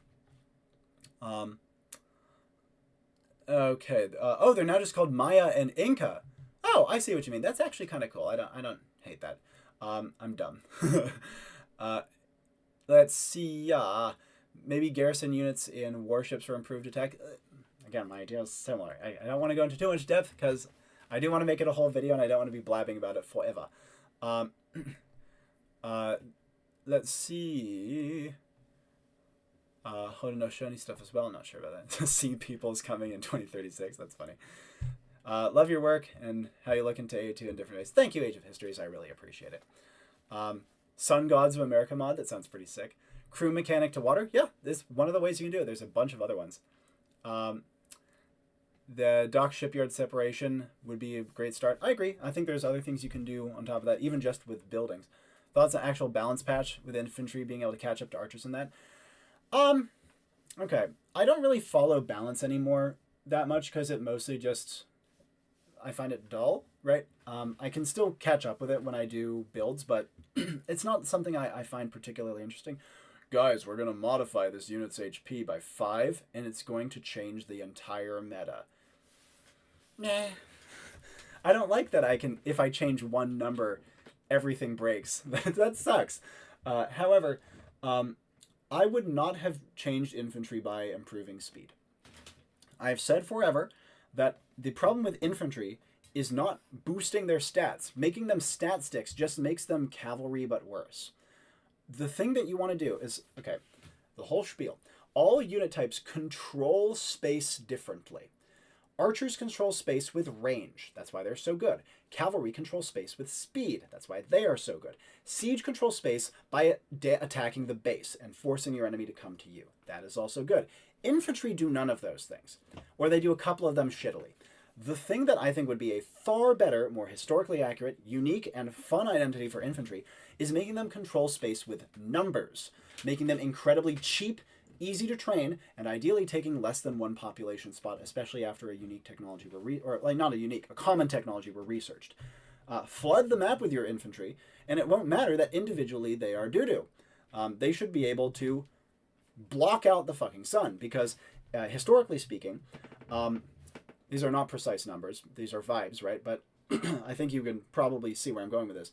90% of medieval soldiers minimum across the entire world were infantrymen, melee infantrymen. It works for a reason. Archers are hard to train and aren't as effective as the game's laser-guided precision javelin technology would have you imply. Cavalry are expensive and also hard to train and also hard to upkeep.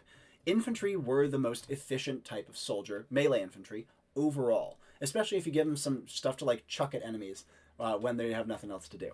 And so because of that, infantry should be a spam-based unit type. I would even reduce the stats to make that happen. Anyways, let's see, what else? Inca and Maya, thank you. Still waiting for the Flemish civilization. It shall be coming at some point. In 2036, do I really have to wait that long? For a Southeast Asian civilization, I'll probably be sick before I see that appearing in game. Yeah, Sea People says in during the Bronze Age collapse. Excuse me, guys, I got a cough. There we go.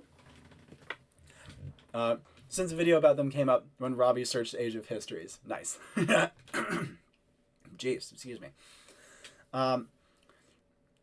Did Spirit of the Lost start making AoE 2 versus history videos? Honestly, I still like that series, but I think Age of Histories does a great job with it. Again, definitely check out his content. Does great work. Do you guys have other questions for me or topics that you would like me to cover here and now? While I am listening, waiting for you guys to filter in ideas, something that I was asked by Gear Director is to discuss my La Vanilla series as well as modding going forwards. Something that I think is important to bear in mind is that I actually have tried to get together teams to mod civilizations into game. I've even offered to pay. And the problem is that, unfortunately, people have lives. And as do I.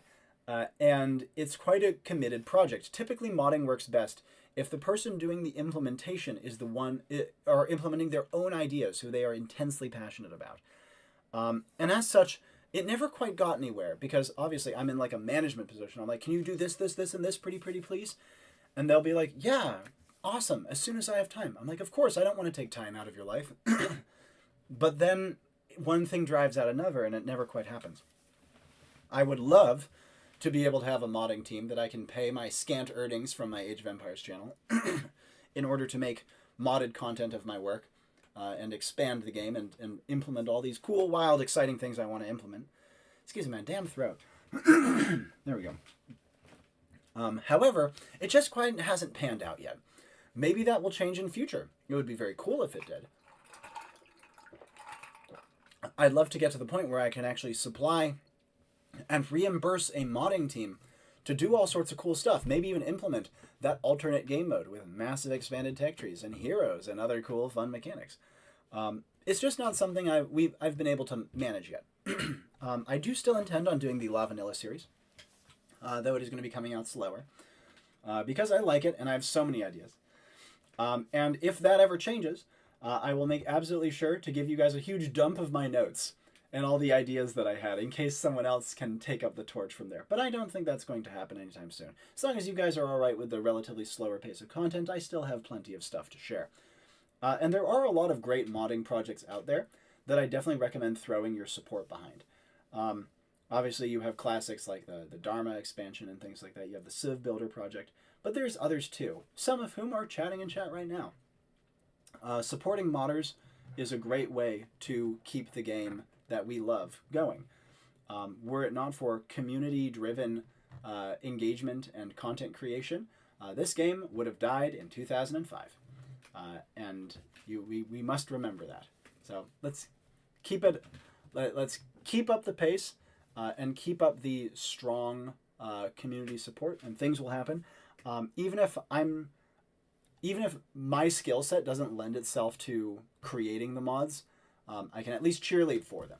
And so that's hopefully that answered your question, Gear Director, if you're here in chat. I do intend on continuing La Vanilla. I would love to be able to throw more direct support behind modding. It will just require the right set of circumstances to make that actually happen. Because, again, I'm not a modder, and I don't really have the time to learn, unfortunately. Now, let's see other questions and topics that you guys want to see me go through. Infantry take half pop and imp. Yes, exactly, that sort of tech. Experimenting with mass infantry, not bad. Glad to hear it. Make cost half for gods and remove the silly plus 10 population. Yeah, something like that.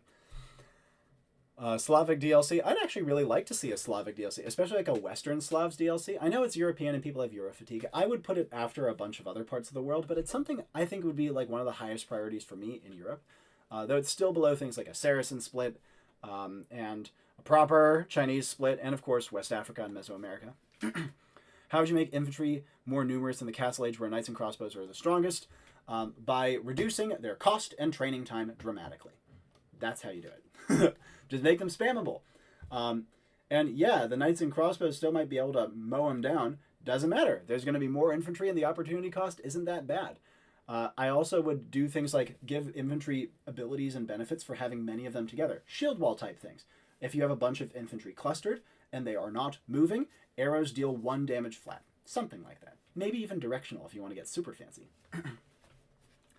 Age of History is saying that he's going to keep on going with the old Spirit of the Law series. That would be awesome. You're welcome for addressing your question. Let's see. Do you feel AoM should have Aztecs or Mayas for their Mesoamerican civilization? I'd like them to have all of the above and more. There's many more, even just Mesoamerican options than Aztecs and Maya. I'd love to see it go quite granular. And I will happily talk about that in more depth in future. Suffice to say, though, that if we have to start somewhere basic, a Mexica faction that covers Nahua more broadly, though it would be awesome to get more granular.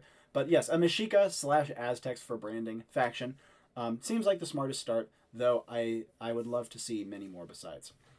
What will your video on Friday be about? I'm not entirely sure I'll be able to get a video out on Friday. It might be the Friday thereafter. It's probably going to be talking about the DLC in much more depth. Thing about modding is that changing the data alone is just slightly time consuming. When touching UIs, when stuff starts to break for no reason. Exactly. It's so complicated, and there's so much that I don't understand about it. It just ended up being way more tricky to manage than I expected. But there's so many talented modders. You guys are fantastic, and those who have helped me and worked with me have been really, really great. It is me. What's the term? My wife uses this. It's me girl bossing too close to the sun. Let's put it that way. Let's see. A lot of people say Mayans would fit better for AoM. I disagree. I think Nahua would work great. But I would love to see Mayans. I'd love to see them. They'd be fantastic. Why not Kushan? Yeah, Kushan is a great option as well. Finishing Castles of 2025. That would be awesome. I would love to see the end of that. Hey, everybody. Hey, Divicos. We did your build earlier. Could do Giant Grant Games route, shout out and play scenarios and challenges, actually make buck fun mod makers. Yeah, something like that could be awesome. Supporting teams for big projects is definitely possible. Happens with StarCraft 2. Yeah, that would be somewhere I'd love to go eventually. Oh yes, and thank you. Happy Easter. Happy Easter to all who celebrate. That would be awesome. Have you considered making Chinese split videos as further steps to your Tangren civilization? Yes, I have considered. Great to see you too there in chat. Thank God for modders. Yes, indeed. Can Congolese and Zimbabwe civilizations be in the game? There are many that I would add before those two in terms of African civilizations, both West and East Africa. I've gone into West Africa in a good amount of depth. I've covered the Swahili for the East, and there are more besides. I think Central Africa is one that I'd like to cover, but honestly, I have not researched enough yet to give an informed opinion. My guess is probably yes. I do see your post, frankly, Prox. Yes. In terms of unit mods and things like that. They are actually very cool and very impressively implemented. Yeah, I think Africa is the place I'd like to go after Mesoamerica, and the only reason I'd put Mesoamerica first is that it's been so long since we had anything Mesoamerica that I'd really like that to be the next priority.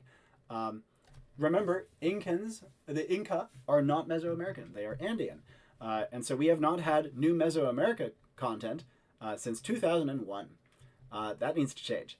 And then West Africa, and then Andes. And then after that, we can talk about maybe going back to Europe, especially to the Western Slavs. What does girl bossing too close to the sun mean? Great question. I honestly don't know. My wife just says it when she does something overambitious, and so it's bled into my lexicon. Google Tangren, it gives you a gun wiki page. That's quite funny. Nice. Hey, Diego, good to see you, buddy. Any other questions or topics you'd like to see me cover, everyone? Obviously, we've gone over the good and a lot of the bad. We've seen that the Khitan's bonuses are like shockingly not ass, even if a lot of the rest of the branding is. We've talked about the modding implications. We've talked about Fool Me Once. We've done our shoutouts. We've done Build of the Month. We've talked about Aussie and Age of Histories. We've covered a bunch of different topics.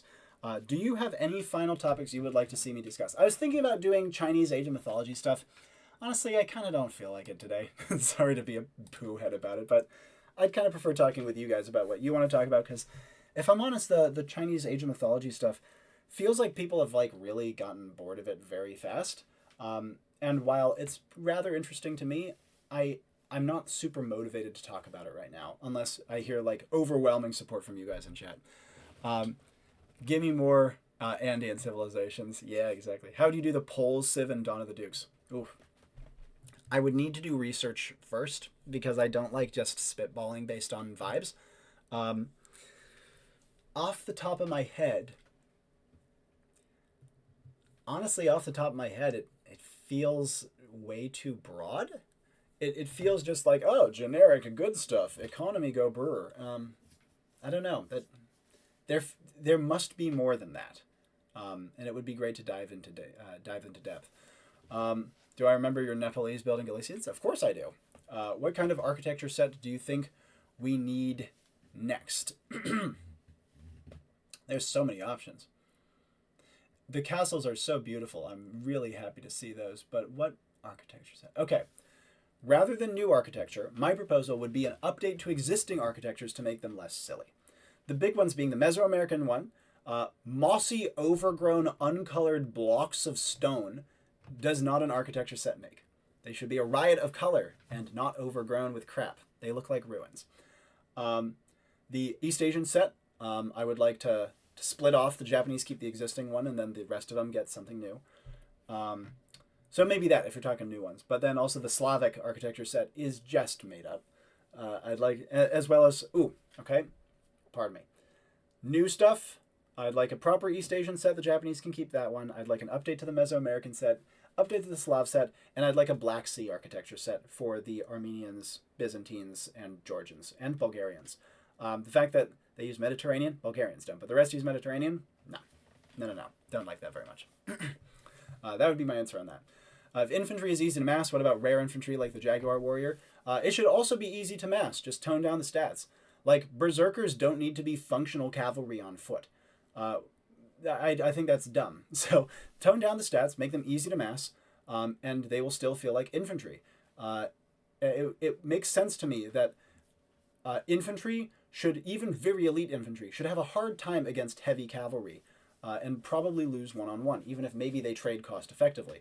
And I think that should remain the case because historically, no matter how well trained you are, you go up against a trained knight on a horse, one-on-one, you're probably fucked. And that feels like something good to retain. So yeah, I'd give them the same treatment. Not to the same extreme, like not extreme, but to some degree.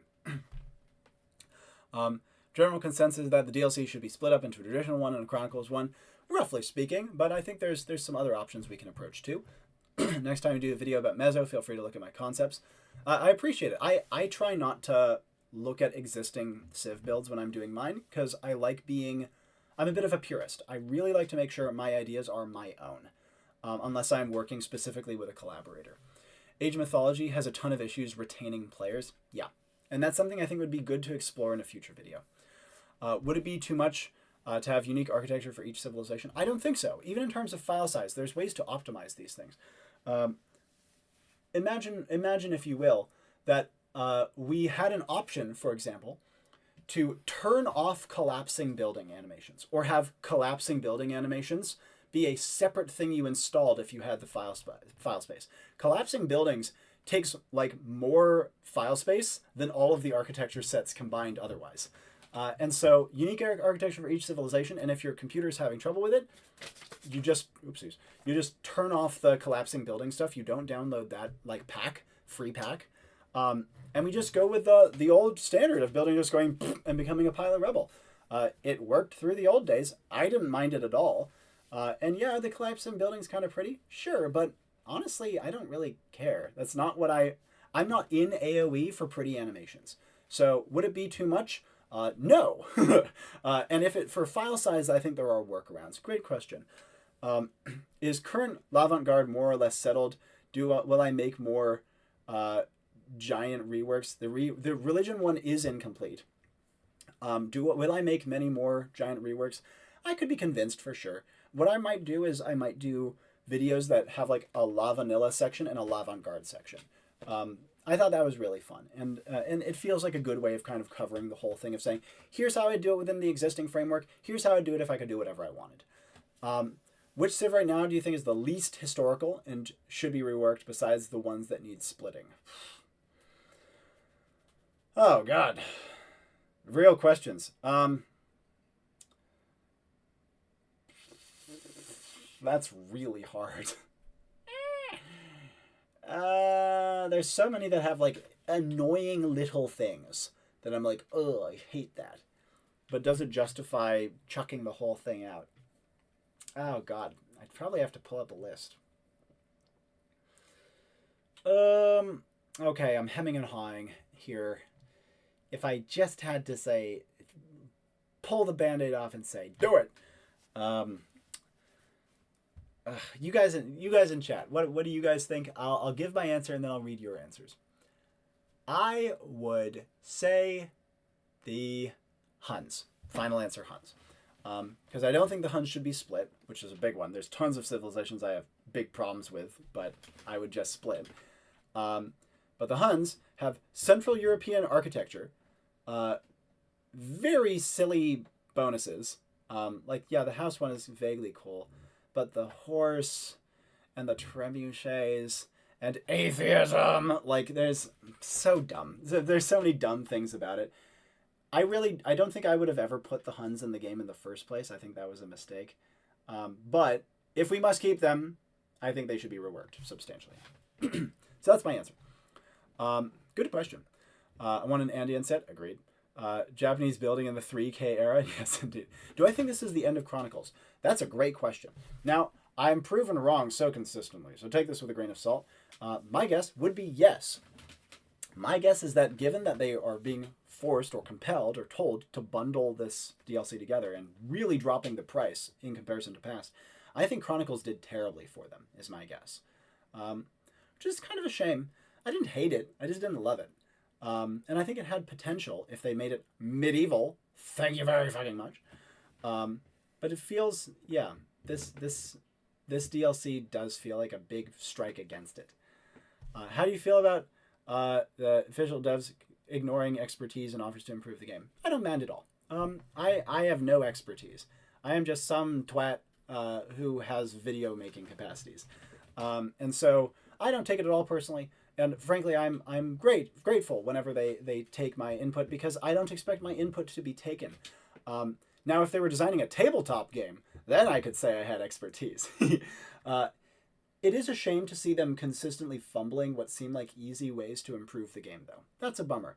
I just don't think it necessarily needs to be coming from me. There's so many people who have great ideas as well that I think would really, really benefit the game to the same extent, if not more than me. Mine just are like my personal flavor and preference, right? But if we're talking about what is good for the game more broadly, my ideas probably aren't the best out there because they're so me flavored, you know? Just feels like there's a lot of easy fumbles, and I happen to be loud. Buildings are pretty when collapsing. What are you, a Hun? As it turns out, I am, and that means I need to be reworked. AoE 3 is Manchu mercenary with Manchu voice lines. Well, there you go. Anyway, uh, let me guess. Armenians. That's a great fucking point. Okay, maybe I should change my previous statement of Huns. Huns and Armenians are both like dumpster tier. Armenians were really painful though. Thank you for reminding me of how much I hated that. Anyways, let's see. I definitely think Armenians. Yeah, even Khitan are more accurate. Give us the thud back for the target. They did take away the thud. That was. I think that the Huns get too much of a pass because they're like an OG and they were the meta forever. They're like, think about how dumb they are. Huns are a problem. Really, really, completely vibes based civilization design doesn't work for me. Doesn't do it for me. At least the Armenians don't have a technology called atheism. Like, let me put it that way.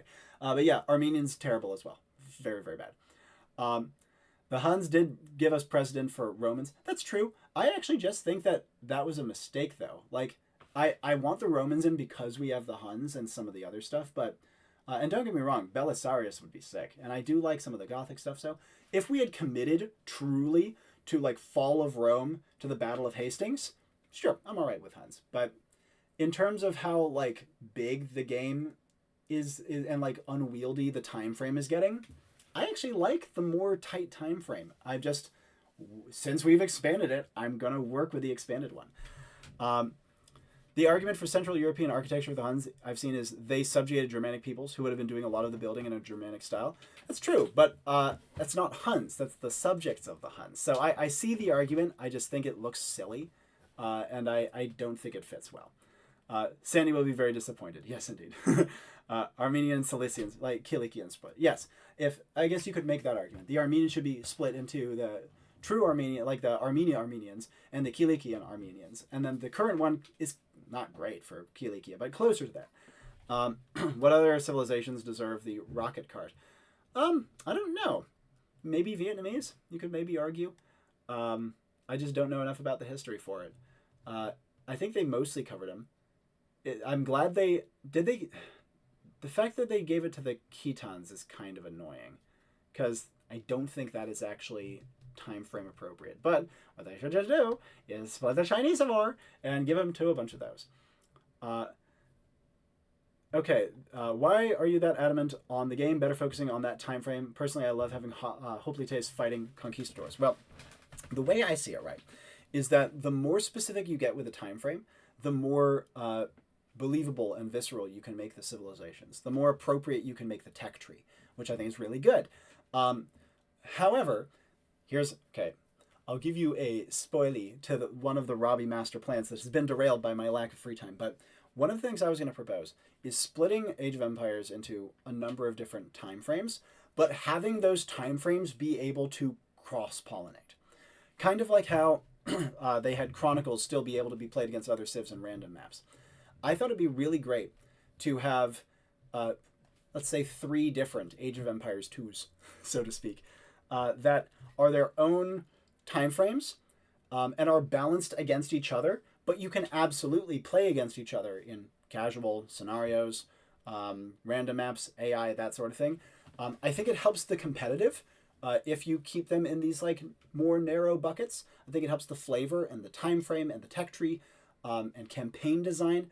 But I do really like the idea of them all being able to be cross-compatible for like play and fun purposes. Maybe not for ranked. Maybe there's a way to balance it for ranked. Maybe if you're playing a civ against a later time frame civ, you get a slight edge. There's maybe ways to do it. I just think that it is an example of stretching yourself too thin. And by stretching yourself too thin, you aren't able to thoroughly explore the meat of what you are looking at. Like, because the time frame is so big, we can't focus in on the beautiful details of any given point of it. And I think that's a shame. Mongols should have East European architecture. If we had a Golden Horde one, maybe you could make the argument.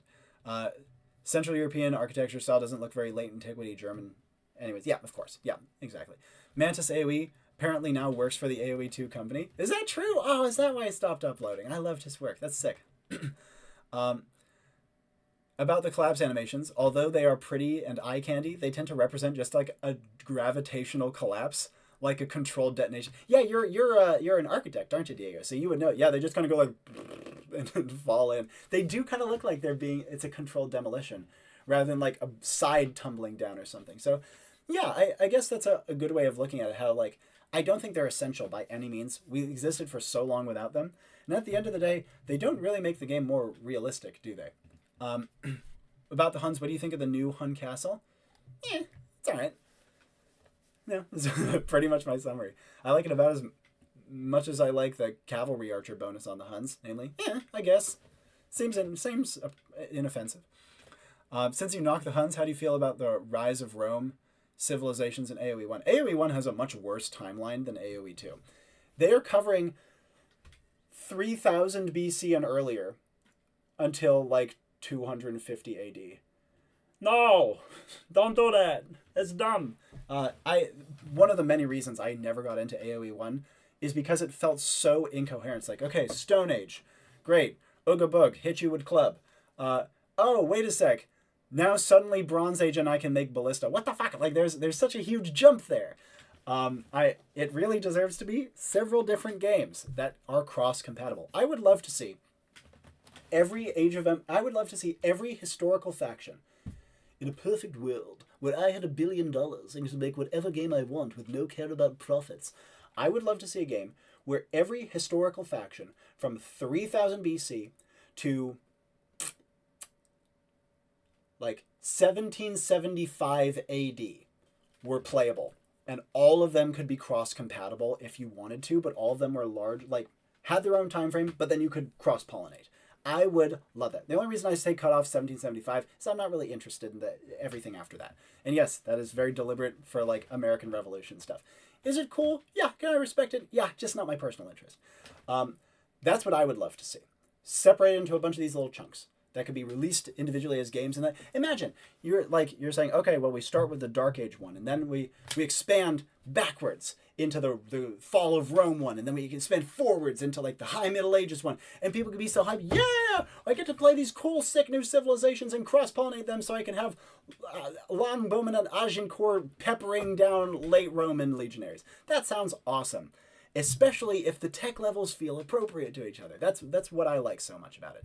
Kind of like if Empire Earth weren't doo-doo, you know? So speaking of someone who has many fond memories of Empire Earth. Usually buildings collapse under lateral loads, earthquakes, winds, and rams. Not to be a structural nerd. What is the general mechanic or unit line you don't like its implementation the most and would like to change it? Archers firing laser-guided projectiles. Archers should have like 10% accuracy, and missed arrows should do full damage. And archers should have a minimum range, and they should be able to go into a volley mode that reduces their range even more, or reduces accuracy even more, but doubles their range. Yeah, in summary, archers. Hate archers. Hate them very much. Cavalry too. Don't like them either. I don't like everything. I hate everything. I suck. No, but yeah, I think archers are the thing I have the biggest problem with. One of the reasons you cannot put heroes in the current game and have them work is you'll have 40 arbs with heat-seeking projectiles kill them in 3 seconds. Yeah. What is the best Mantis AoE concept? I've actually only watched a couple of his. I've only watched the ones that he's done on civilizations I've already covered because I don't want to like steal his ideas accidentally. I thought his Jurchen's one was quite good. Structural engineer, thank you. There's a lot they could do with that. They're just not interested. Bronze Age hoplites would have 0/0 armor if we assume they're surrounded by 2 1-steel armored cataphracts. Yes, well, you'd have to overhaul the armored system. Like, again, this is pie in the sky. But it's pie in the sky that I think could be doable. And if I had a bajillion dollars, I would be happy to do. You would just have to have armor scale differently based on age and era. But remember, bronze armor is still armor and is still competent. It's not like steel passes through bronze like butter. It's just not as effective at certain breakpoints. So we can still think about it. How do we feel about Macedonians and Greeks as 2 separate civilizations? I actually like it, to be perfectly honest. I just think Greeks should not be a civilization either. They should subdivide Greeks more, and Macedonians should be one of them. Earliest in AoE 1 is Sargon of Akkad, if I recall. But that's true in terms of campaigns, but they have the game start in the Stone Age. So I think it's safe to say it probably starts earlier than that. AoE 1 at least allowed civs in the same area but different time period. Yeah, I see what you mean. I still think it's incoherent. And I respect they like, oh, we want to tell this story, but if you're going to commit to this monster time frame, why? Like, if you wanted to tell a coherent story, just tell a coherent story temporally and spatially. And so if you're going to say, well, fuck it, we're not going to care about temporally, then why care about spatial? Give us, like, early civilizations from everywhere in the world. Macedonians are of unclear origins, Hellenized, but potentially just related. Yeah, I believe they might have been more Dacian than Greek. But still, yeah, I would have loved to see the Greeks more subdivided. What timeline is AoE 3? From what I understand, it's like 1492 to like 1870-ish. Someone who knows the game better than me can say. I think that's also a very silly timeline. It should be subdivided. And also taps into the AoE 2 one, which I don't like either. The Macedonians were considered kind of half civilized by the mainland Greeks. Yeah, sounds like mainland Greeks, all right. Macedonians aren't Greek either. Yes, they are not. Pie in the sky means like outlandish. Minoans were Greeks before the Hellenists invaded and became Greeks. It's really debated. There's a couple ways you can look at it. I believe that there is some evidence that the Hellenists were like they like attacked Crete first before coming to Achaia, but honestly, I don't know the subject well enough to comment on it. This discussion about time frame really highlights how unfortunate it is that AoE 1 is abandoned now. Yes! Antiquity is amazing! I love antiquity. I would love to see that era explored way more in depth than it is. But it is not. Alas, alas, alack-a-day. Something that I would love. Things Robbie would love. Imagine if we started this wild expansion project of time frames that link together with the earliest empires. And we started it with Sumeria and their neighbors, and early Egypt and the Shang China and some of the early Indus Valley civilizations. That would be fantastic. And then can expand out across time, and the world can become, as the world becomes more populated with empires, the map expands as well, and the time map expands as well. Oh my god, how cool would it be? How cool would it be? But I'm not going to think it's going to happen, for I am no longer one of these. Comparatively, anything armored in steel should have like 3 times the armor of anything in bronze. Yes, indeed. What are Minoans anyway, other than Crete and Minos? Okay, the Minoans were based out of Crete and did actually have quite a lot of influence elsewhere in the Mediterranean and the Aegean. I don't know how much they settled. I think they settled some islands like Rhodes, I think. But for the most part, they kept to Crete and had mostly leveraged influence via trade and military. They are both... Greeks in AoE 1 are both Mycenaeans and Hellenes. Nice. Okay, well, something I would love to see split out even further, but that's something you can handle through a time split. Early Greeks, more appropriate to call them maybe something like Mycenaeans. And then you can go into the city-states and later time frames. There's ways to do this. I really liked how the first 3 games took place in a different period. Yeah, I just think I'd like that period to be more specific so that we can get into more detail about it. Because I'm a detail lover. More detail, good. And then you keep the same engine and the same kind of fundamental underlying mechanics across all of them as you expand through the ages. I think that's great. Final questions from you guys. Final thoughts and questions before we tap out, because it's getting close to noon my time, which means I'm going to have to put my boys to bed for their nap. But final questions before we sign off. I wish the AoE 1 had the Neuragic civilization. Yeah, Neuragics are sick. They're so cool. Kind of have to be if we're starting in the Stone Age. Yeah, I don't really want to start in the Stone Age. The Stone Age, you could. There's things you can do. There are civilizations to tackle, but I think I would love to start in Sumeria, which is not the Stone Age, very, very clearly. Maybe the earliest I would be interested in starting in would be like the early Copper Age. Because there's plenty of stuff going on, though calling them like polities or empires, I think is very debatable. They pretty much definitely weren't. Well, that's not fair. They were polities. They were just very small in the Copper Age. I think I would not want to start in the Stone Age. Copper Age for me, in terms of timeline. What do you think of Etruscans and Illyrians? Great. I think they're cool. I'd love to research them in more detail, and both belong in AoE 1 era games, and I would actually argue both of them could belong in Age of Mythology as well.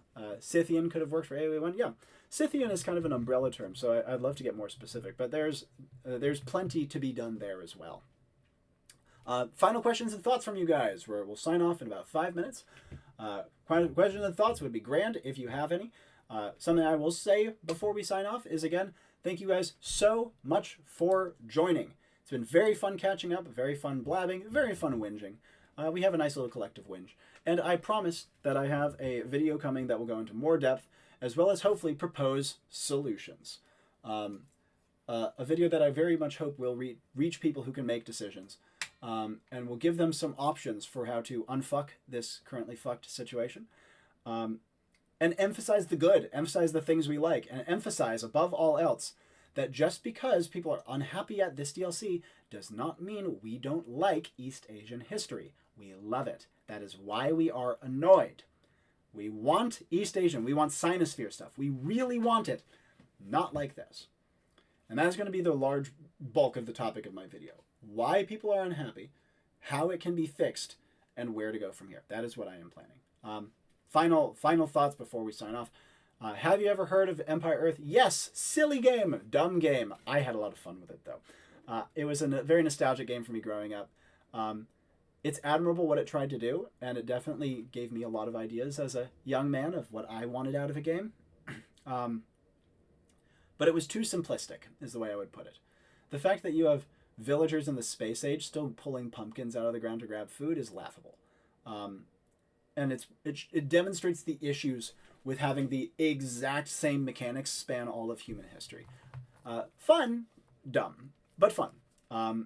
And it has inspired me in many ways. And it also has a couple of mechanics that I think are fantastic and I actually kind of want to do videos on in future because I think they could actually apply to AoE 2 and other RTSs more broadly. That game did have the Copper Age. Thoughts on more Turkic civilizations? I would love them. I do have an ad split video planned for some point that will go into much more detail about all the Turkic civs I'd love to see. There's still some Scythian remnants by the time of Attila, but they're pretty much negligible. Yeah, the Age of Empires 2 Attila story overemphasizes the Scythians far too much. And again, Scythians is kind of an umbrella term. Like Germans, I guess would be the way I would put it. I don't think they saw themselves as a discrete ethnic group. But I could be wrong. I haven't done my research yet. Just watched a video on its history. Sick. Glad. Great game. Shame it stopped getting support, especially when Civ and Age of Empires continue to be supported. Yeah. Empire Earth is a weird one. I would... It had a lot of potential, is the way I would put it. I don't think AoE 4 should be in World War I era. It overlaps with AoE 2 or not exist. It overlaps with AoE 2 in a weird way. I don't like the Age of Empires model going into the World War era, both because that's kind of the end of empires, if we're talking technically, but also economy and military and everything worked so differently then. I think it would be a force to try to cram it into the AoE 2 model of chop the wood, build the building. Just doesn't work for me. The only records from Greeks and Romans mark Illyrians as pirates. Yes, indeed. Talking about Empire Earth, of course. What I meant, I think it should. I don't think it should go into that era because I don't think that era fits the game as well. But it certainly shouldn't be a repeat of AoE 2. That was pain. I do not like AoE 4. I will hopefully make a video about it someday. Let's see. On AoE 4... Oh, yeah. The thing with AoE 4 that really bugged me is, guys, this is the historical one. You history lovers are going to love this one. My ass. Joan of Arc with a hand cannon begs to differ. Ugh. Pain. Anyways. I love the historical history and fictional futuristic history in that game. Yeah, I didn't really like the futurism stuff, but that's because I'm not like a futurism sort of guy. I'm a history guy, you know what I mean? Parthian tactics in AoE 2 and Parthians were a Civ 2. Yeah. Parthian tactics and like the term Parthian shot are kind of colloquial, so I kind of see how they did it, why they did that, but I think there's better ways to call it. I wish we could get Sogdians and Khwarezmians. Yeah, I agree. I think those are high on my list as well. Just kind of gave up with the Malian civilization in AoE 4. Yeah, it seems like it was kind of cobbled together. All right, guys. I say we sign off. It's about to hit noon. We've had a wonderful conversation. You guys have been fantastic as always. Thank you so much for joining me on this Easter morning for me, elsewhere for you guys, I would presume. I hope if you celebrate, you have a wonderful Easter. I hope you look forward to the video that I put out on the DLC topic. I promise after this I'll stop talking about DLC garbage unless more stuff comes through. And on top of everything else, I appreciate you taking the time to listen to me blab and ramble. I hope it has been as fun for you as it has been for me. And so, as always, my name is Robbie Howell. I am a sucker, but I am hoping to reform. And ciao for now.